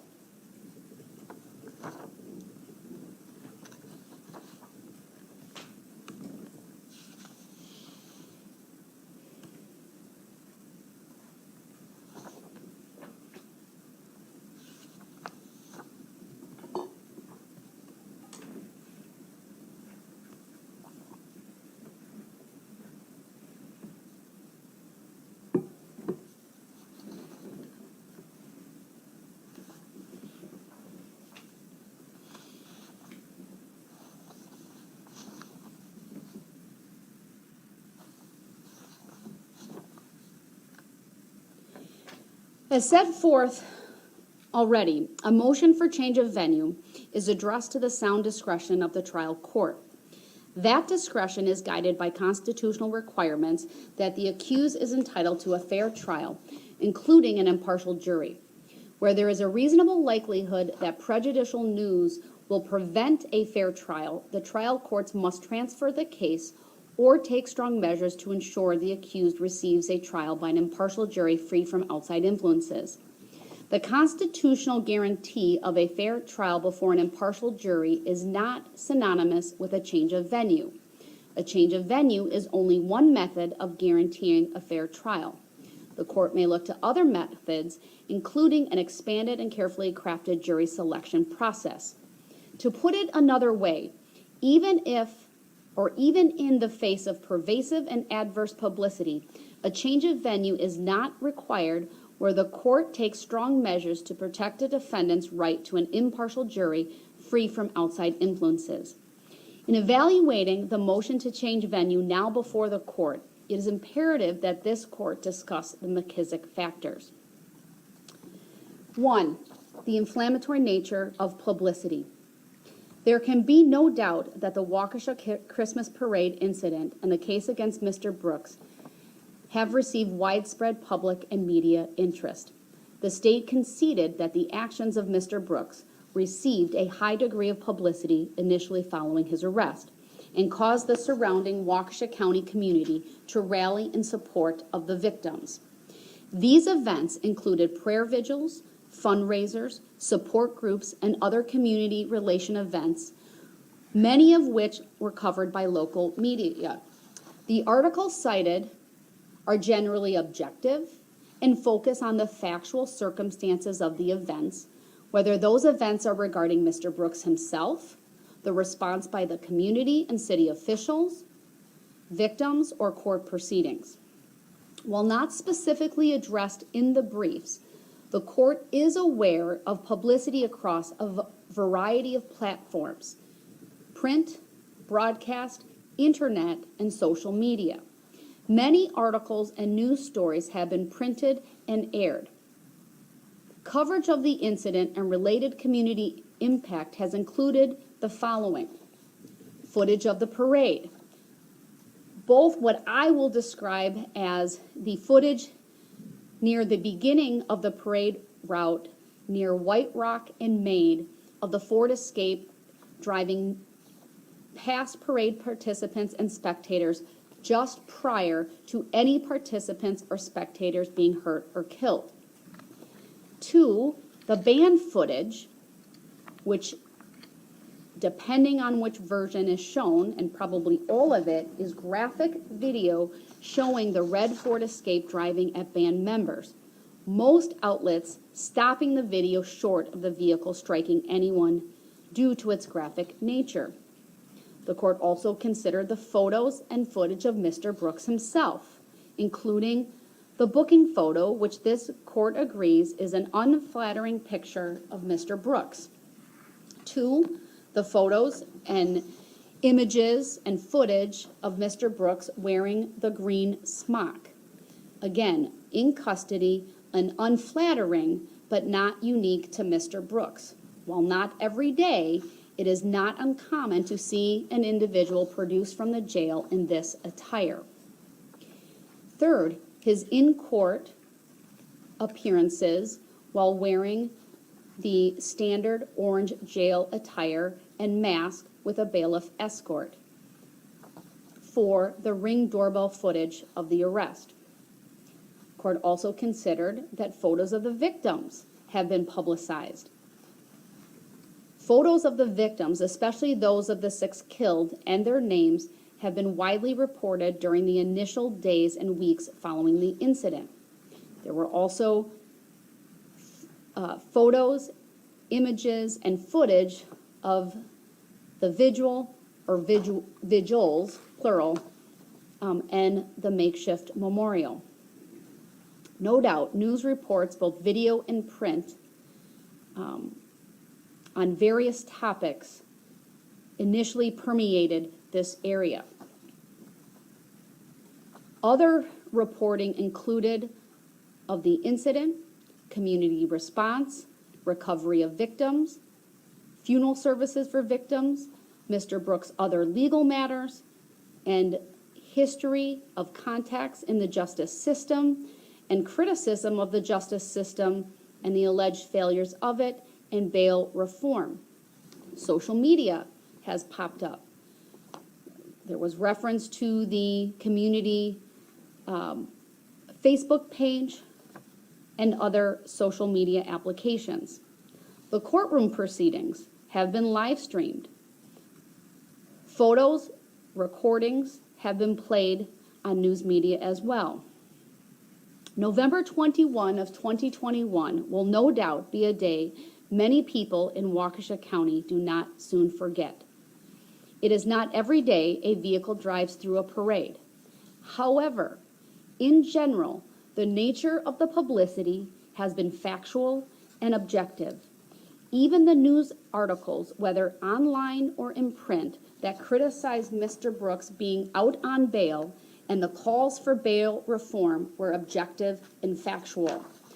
Overall, they were and continue to be factual in nature and not in an attempt to influence public opinion about the guilt or innocence of Mr. Brooks, or even of what punishment he should receive if convicted. Nothing about the articles and other evidence submitted by the defense leads this court to find the publicity has been inflammatory. While it has been prolific at times and even adverse to Mr. Brooks, given the nature of the charges, the information and reports about the incident have been straightforward and consistent with information publicly available in the criminal complaint. They all generally appear, again, to be factual and do not create a presumption of prejudice or an attempt to influence public opinion.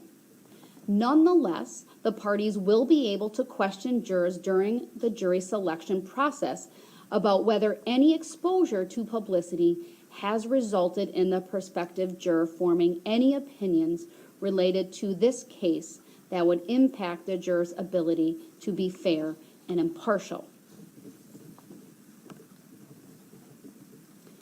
Number 2, timing and specificity of the publicity. As noted by the state, this factor is similar to the first factor, but focuses more on the pervasive nature of the publicity and the timing of it relative to the trial date. Even with the added information about publicity in the defense supplement, it is clear to this court the most intense media coverage occurred immediately following and in the first few weeks following the parade. It is also true that media interest increases around court dates related to the case. That is not unique to this case and is true for any case that grabs public attention. The best available evidence is the Google Trends graph submitted by the state. Despite the limitation noted by the court, the search words and phrases analyzed are broad and cast a wide net in an attempt to gauge state and local interest in the case, and yet focused enough to provide valuable information to this court. This graph shows that while there is a steady interest in, quote, Waukesha, the confluence of all three peaked in the immediate aftermath of the incident. Moreover, the court has no reason to doubt the oft-quoted axiom that the passage of time diminishes the prejudicial impact of pretrial publicity and allows for memories and passions of readers and viewers to fade. And I have no doubt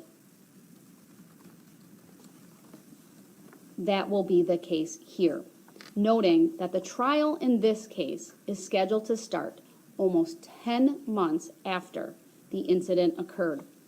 Moreover, any concerns over juror prejudice and pretrial publicity can be further explored through the jury selection process. 3, the amount of difficulty and degree of care employed in jury selection. The court recognizes the increased media and public interest in this case, and that the amount of pretrial publicity to date and the impact to the victims and the community at large, the criticisms levied against the criminal justice system in general, and the nature and gravity of the charges filed against Mr. Brooks. This is why the court has started to take and will continue to take strong measures to ensure Mr. Brooks is tried by a fair and impartial jury. This plan includes the following: expanded jury pool. As the parties are aware, this court initially sent 2,500 qualification questionnaires to prospective jurors, advising them of jury service for this case. Of those, approximately 1,600 were qualified for this case. 64 of the qualification questionnaires were undeliverable. 11 went to deceased members of our community. 235 were disqualified by statute. 74 were excused for medical reasons. 185 were excused permanently due to age and medical reasons, and 254 were postponed, a normal process that is afforded to jurors when they get a jury summons. That left approximately 1,560 case-specific qualification questionnaires to be sent. Now, the numbers I have from the clerk's office are an approximate. Originally, they sent out 642 case-specific qualification questionnaires, but the timing of receiving the return qualification questionnaire, or perhaps requests for deferment or postponement or excusal, affected those numbers.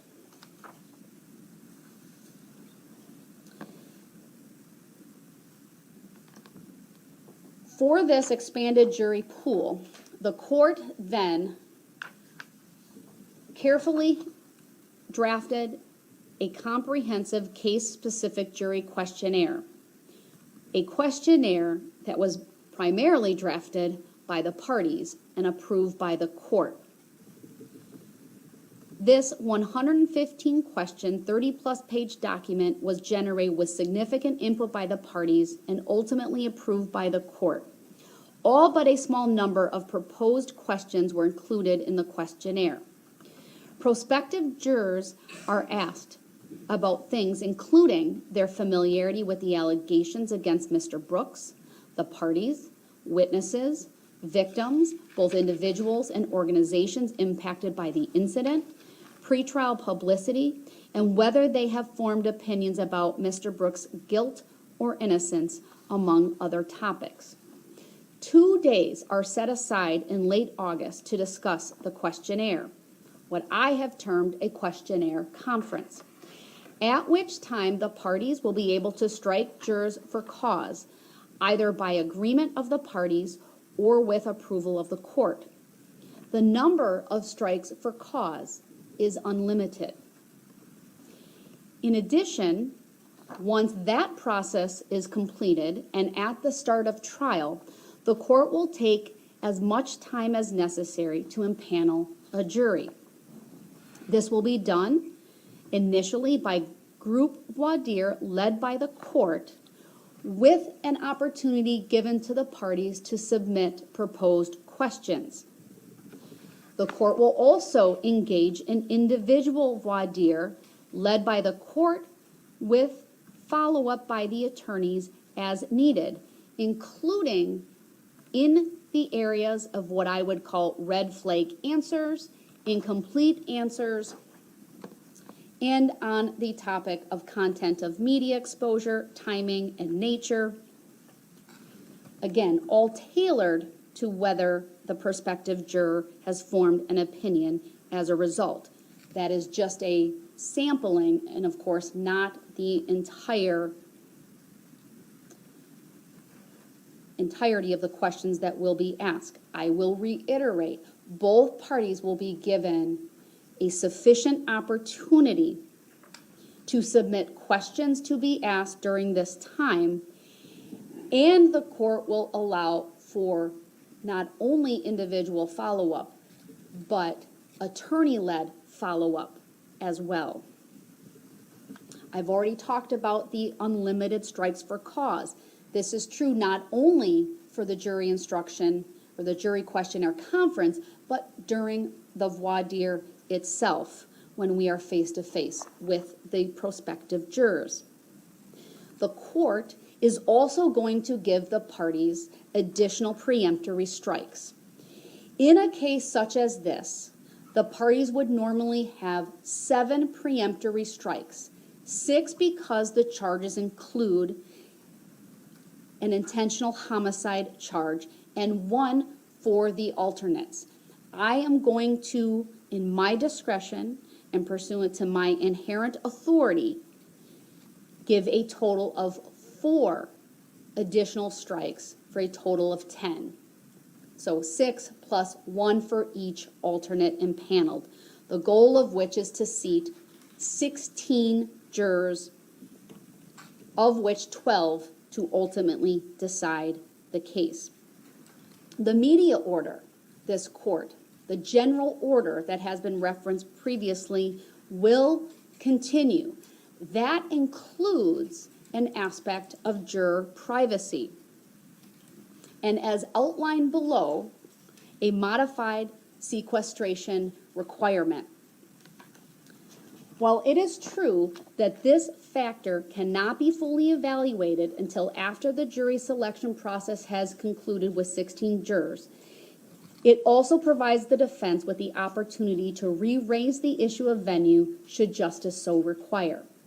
It is worth noting through a number of high-profile cases of equal or greater magnitude have all utilized such a process with success and in accordance with constitutional requirements. One such case from Waukesha County is what I have referred to as the Slender Man case.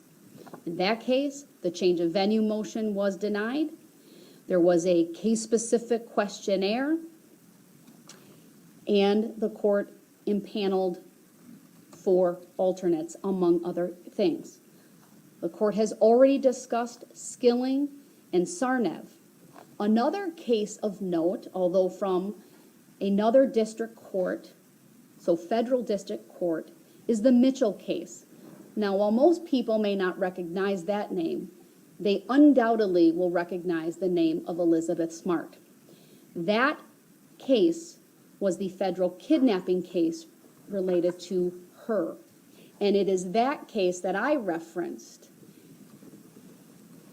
at a prior hearing about the use of jury questionnaires.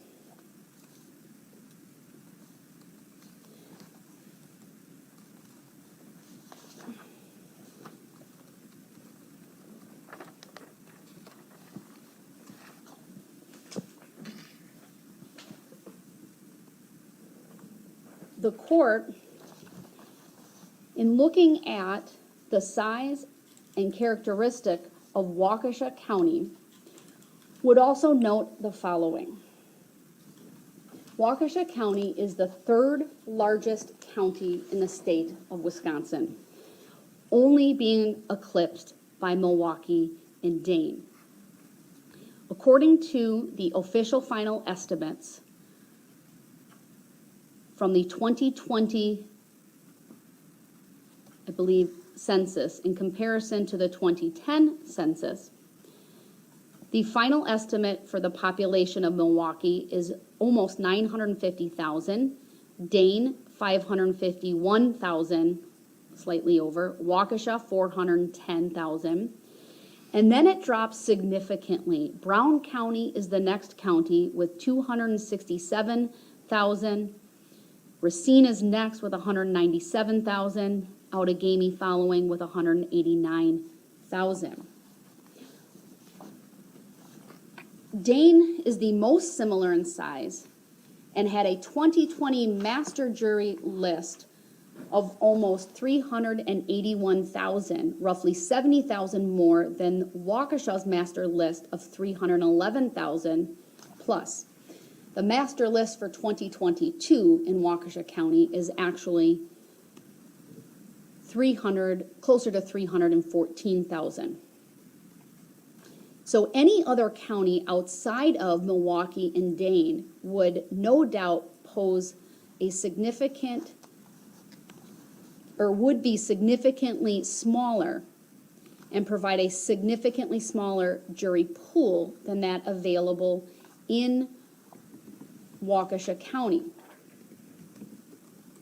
The court would not consider Milwaukee an acceptable alternative, primarily because they have a significant backlog in their criminal courts, have significant staffing challenges, both as it relates to court reporters and court staff, and a limitation of space.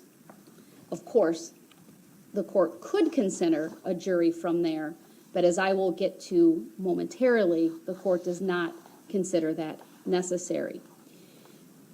Dane,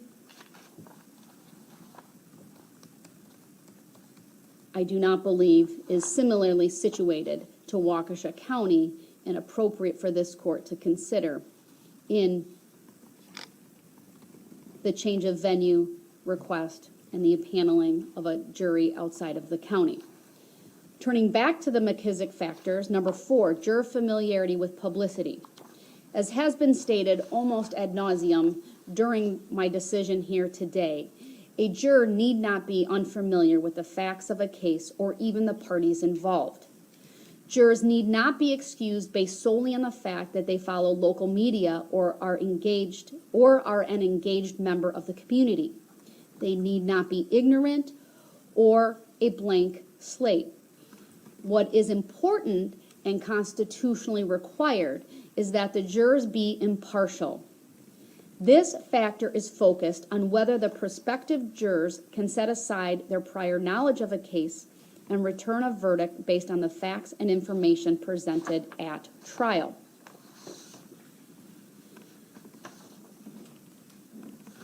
The state concedes that a significant amount of the jury pool will have been exposed to some coverage of the allegations against Mr. Brooks.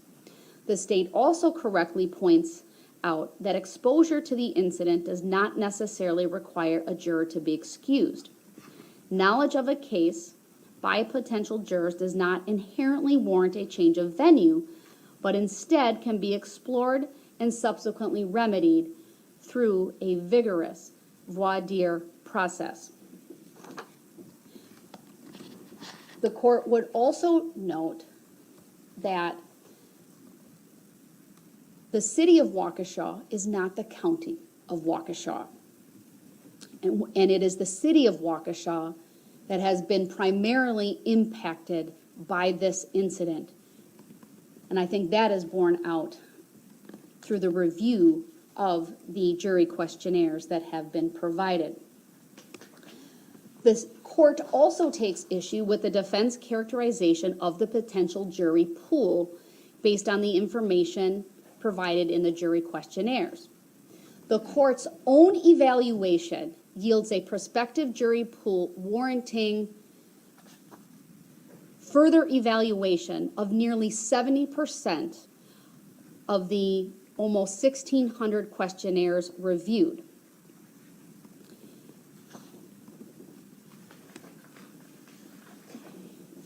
The court reached this conclusion by categorizing the jurors into 5 different categories.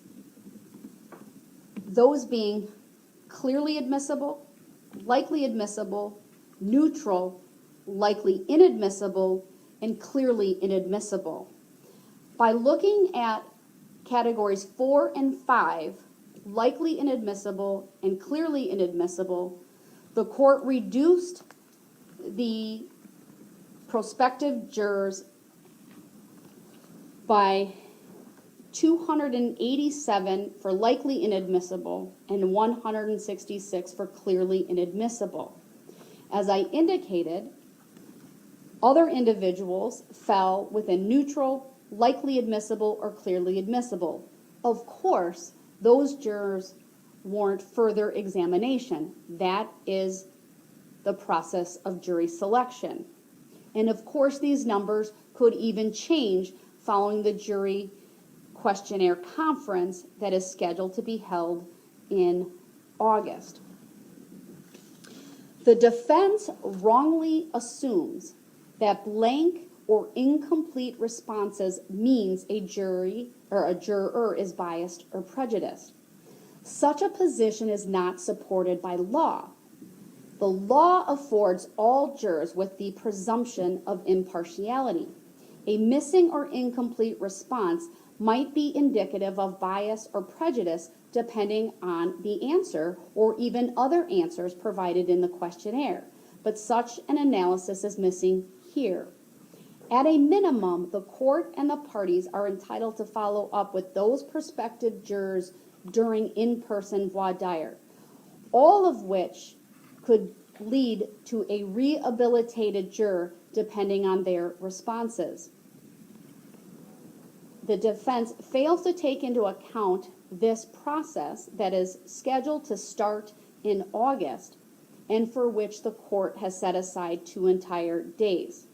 Again, at which point there will be an unlimited availability of strikes for cause. Of course, those must either be agreed to or approved by the court.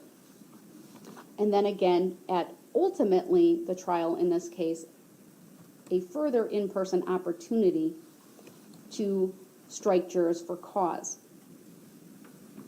However, in this case, the winnowing of the prospective jurors at this time must be the result of an adversarial hearing and not based on conjecture or speculation.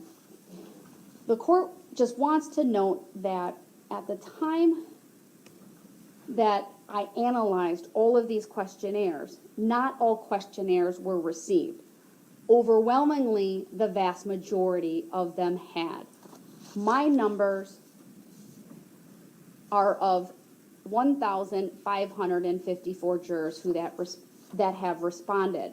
And again, while some have trickled in since that time, the number is too small to be statistically significant. And even if they all contained negative attitudes toward Mr. Brooks, they would not change the analysis of this court.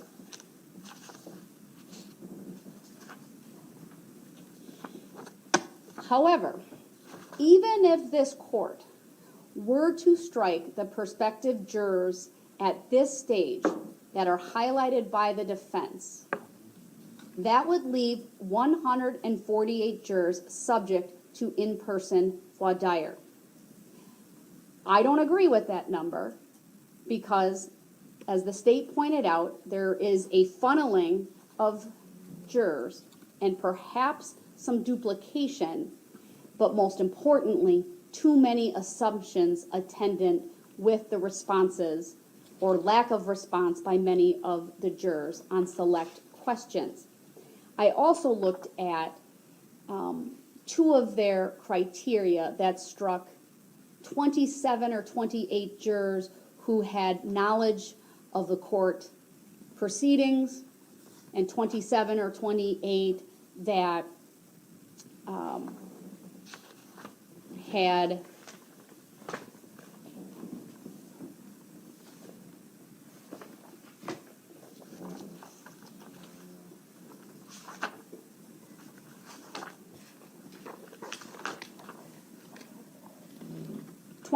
who were personally familiar with someone injured or affected by the parade, and 28 who had viewed the court proceedings in this case. As, again, I've stated repeatedly here today, knowledge is not enough to strike a juror for cause. So even if I add those back in, the number is roughly 203, 02, 04. A number that is significant, that is certainly a number large enough when taking into account strikes for cause and the number of peremptory strikes the court is granting the parties.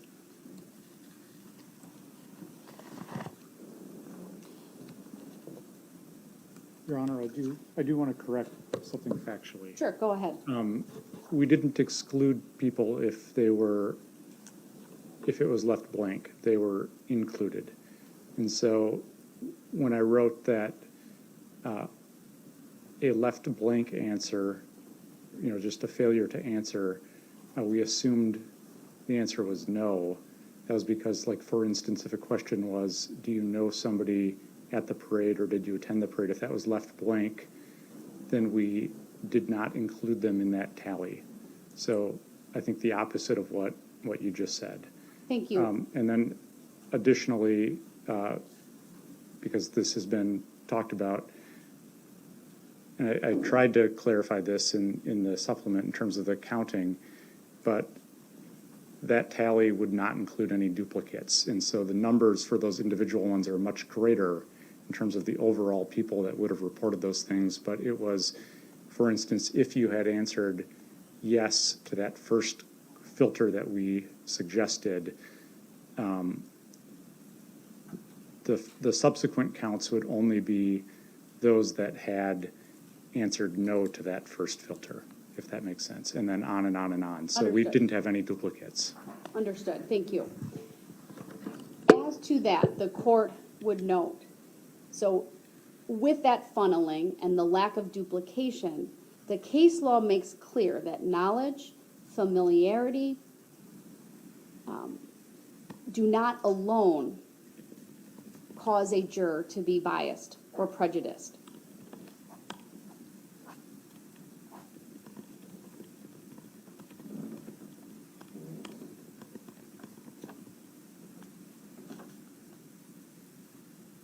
I would add to the size of the juror pool, even with all of the strikes, if I assumed everything the defense is saying is true and sound legally and factually, leaving the court with 148 jurors.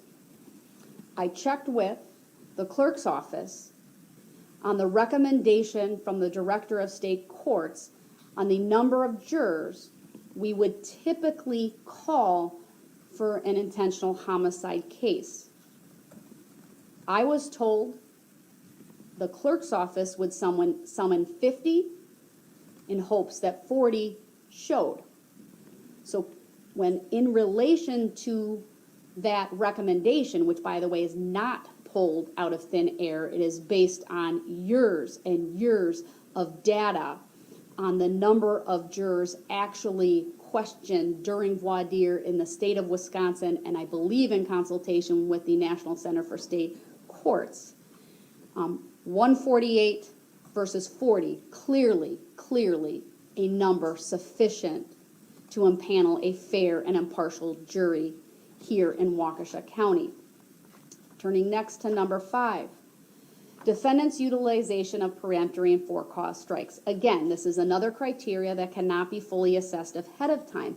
However, as has already been noted, the parties will have unlimited strikes for cause both at the jury questionnaire conference and during in-person voir dire, as well as 10 peremptory strikes each, 7 each pursuant to state statute, plus 3 additional per the inherent authority of the court, based on the number of alternates and the nature of the case, including the pretrial publicity. Number 6, the state's participation in adverse publicity. Of course, the defense has not argued that the state of Wisconsin, through the district attorney's office, has participated in adverse publicity. I would note the state has taken extra steps to ensure minimal information is released to the general public. For example, during this case, and what is normal practice in this county, search warrants are sealed for a period of time. When the search warrants in this case were set to be unsealed, so prior to that time, the state filed a renewed motion to seal, which this court granted, thus keeping a lot of that, or all of that information confidential. Of course, all of that information goes to the defense. They are in no way prejudiced. All of that has been provided to them, and that, in fact, was the order of this court. Other information is sealed both by statute and by the Constitution, namely victim information.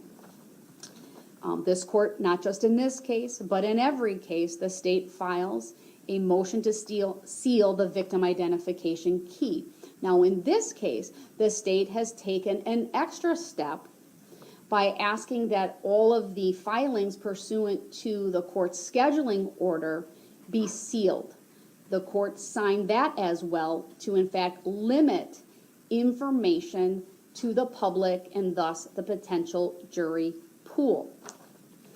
The comprehensive jury questionnaire is sealed and will remain sealed during this case. I've also considered going forward that sealing or maintaining a seal on juror information, at least while the trial is in session and likely through an appeal. The court also has participated in providing information to the public. No doubt, even today, the court is live streaming these proceedings. I would note that live streaming provides the court with a mechanism to assist with court security, victim privacy, victim and family access, and it minimizes the litigant and jury exposure to the media by a court order. In other words, the court limits who and what is allowed in this courtroom. The court is fortunate to have a beautiful new building for which there is a media room, a conference room adjacent to this courtroom. Thus, cameras don't even set foot in this courtroom. They are behind glass. I've allowed one still photographer as per the court order. But all of this helps in isolating and protecting the jury as well.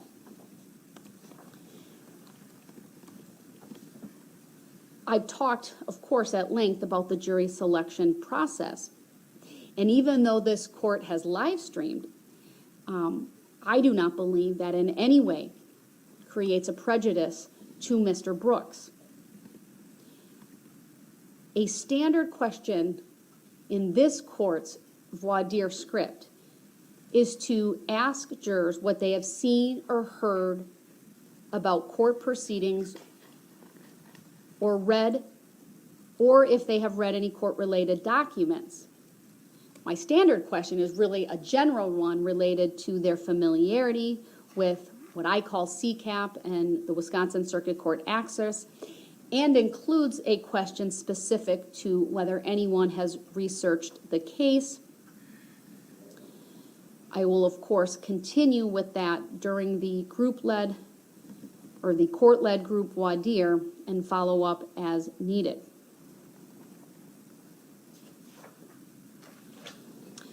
Number 7, the severity of the offenses charged.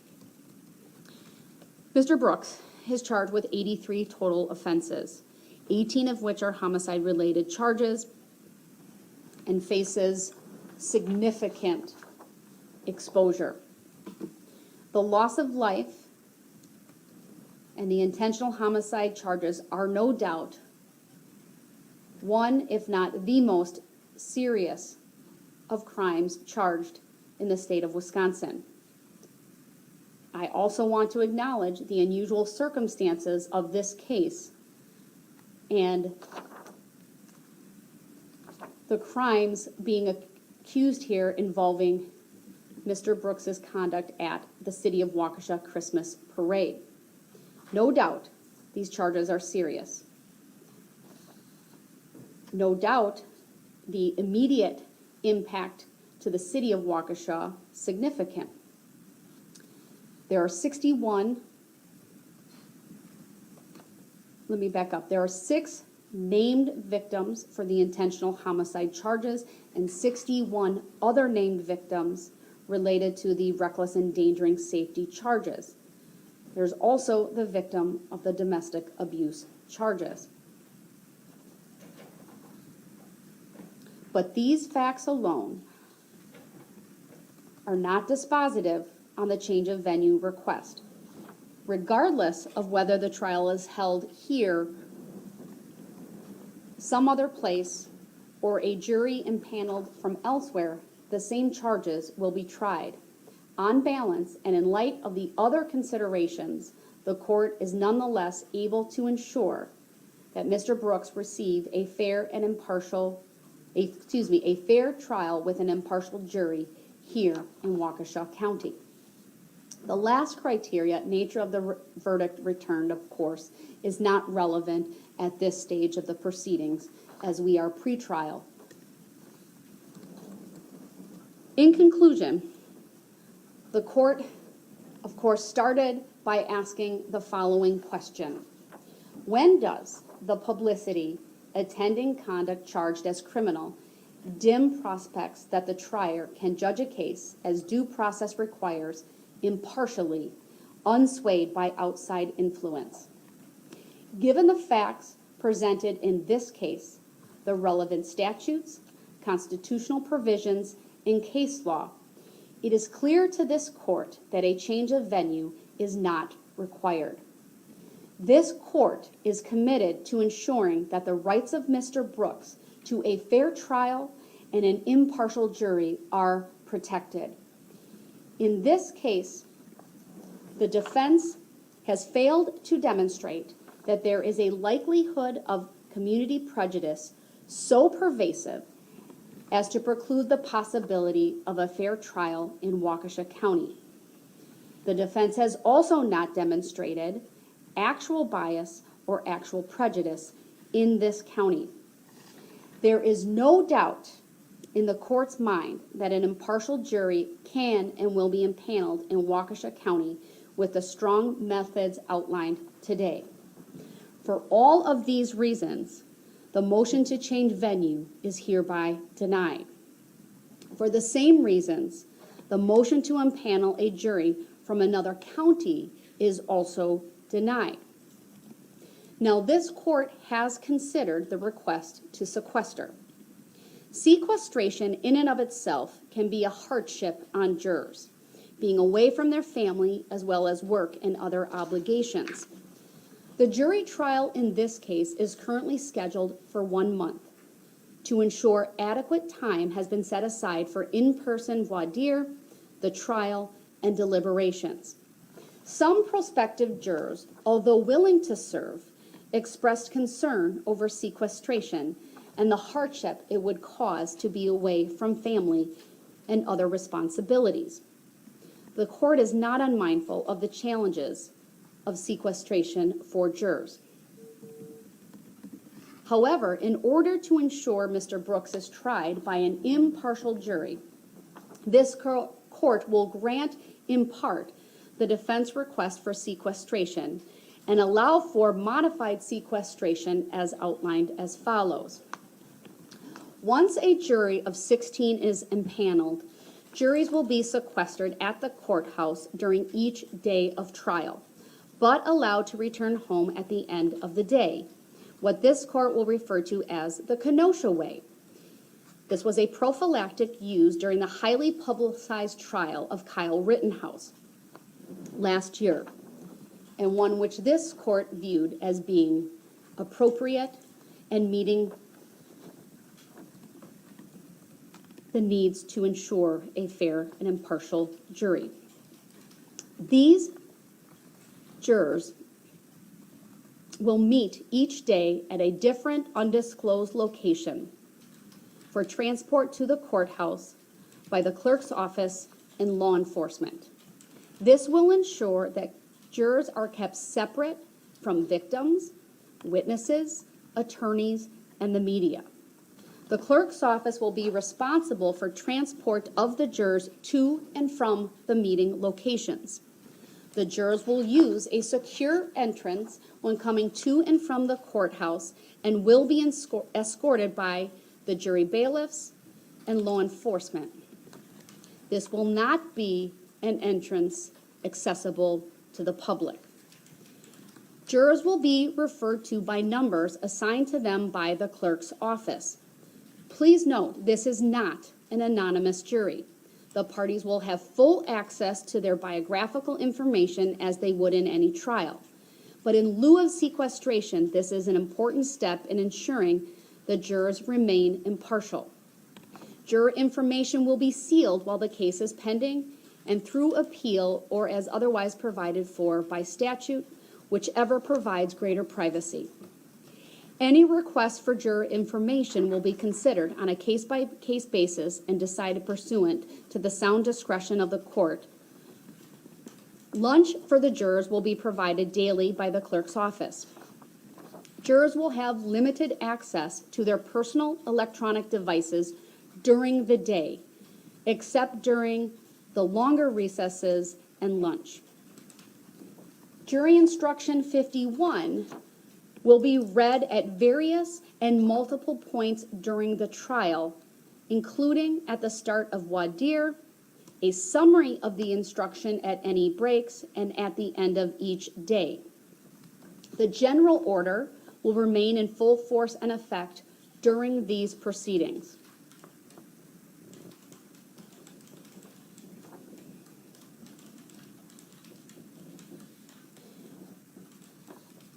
All of this takes into account that the jurors who are impaneled for this case are afforded the presumption of impartiality. These jurors also take an oath, not once, but twice during their service in this case. This modified sequestration order also, in the court's mind, eliminates the possibility of jurors resenting the court or the parties, including Mr. Brooks, for not being with family during their time of service.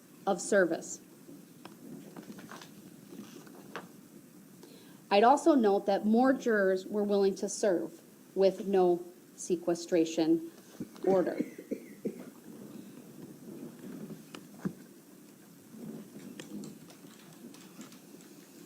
I'm just going to take a moment to look back over my notes, make sure I have not overlooked anything.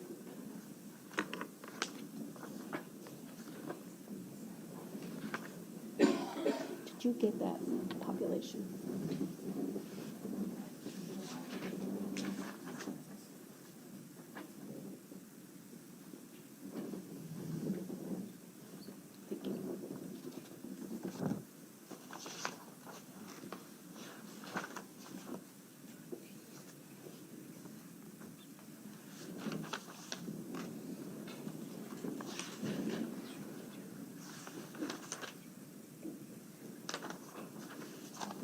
The one piece of information I'd like to add to the record today is the population for the city of Waukesha. According to the census information on www.census.gov, the July 1, 2021 estimate for Waukesha County is 408,756, and the city of Waukesha, 71,256.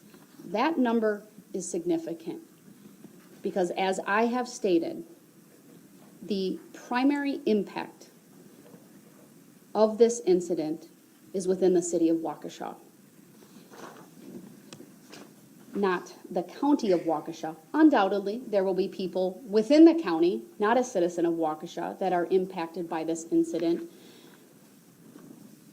That is what the case questionnaire seeks to uncover, and of course, what in-person voir dire will also address.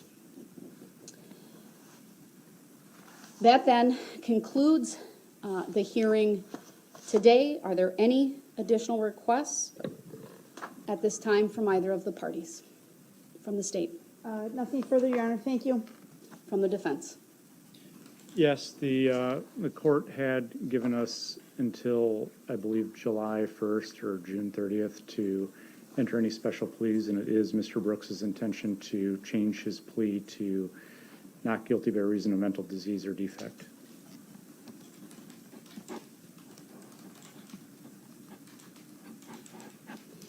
Are you requesting an evaluation under the statute?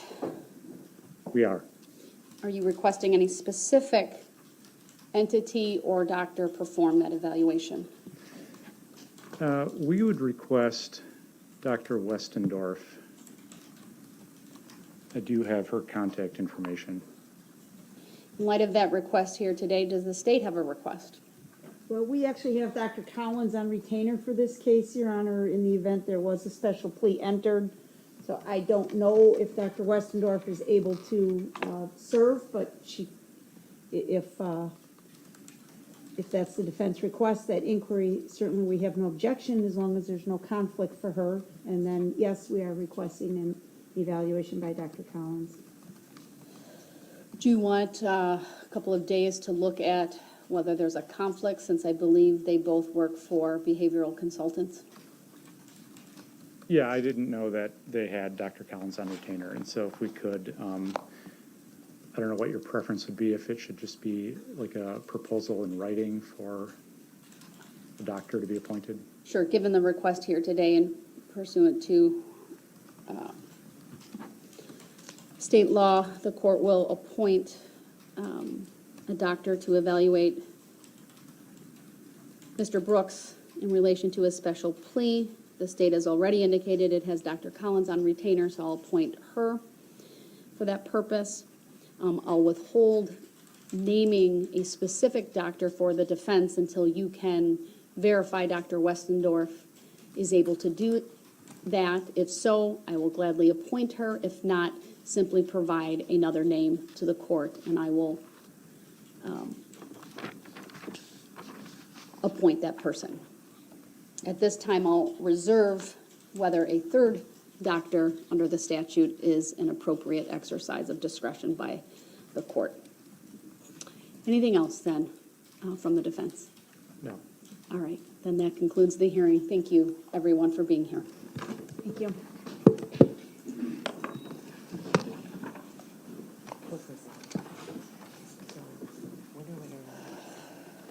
News 3 Now is always on. Get the Channel 3000 app, activate the push alerts, and we will send you breaking news, traffic, and weather alerts as it happens. The Channel 3000 app. Get it now. Powered by News 3 Now.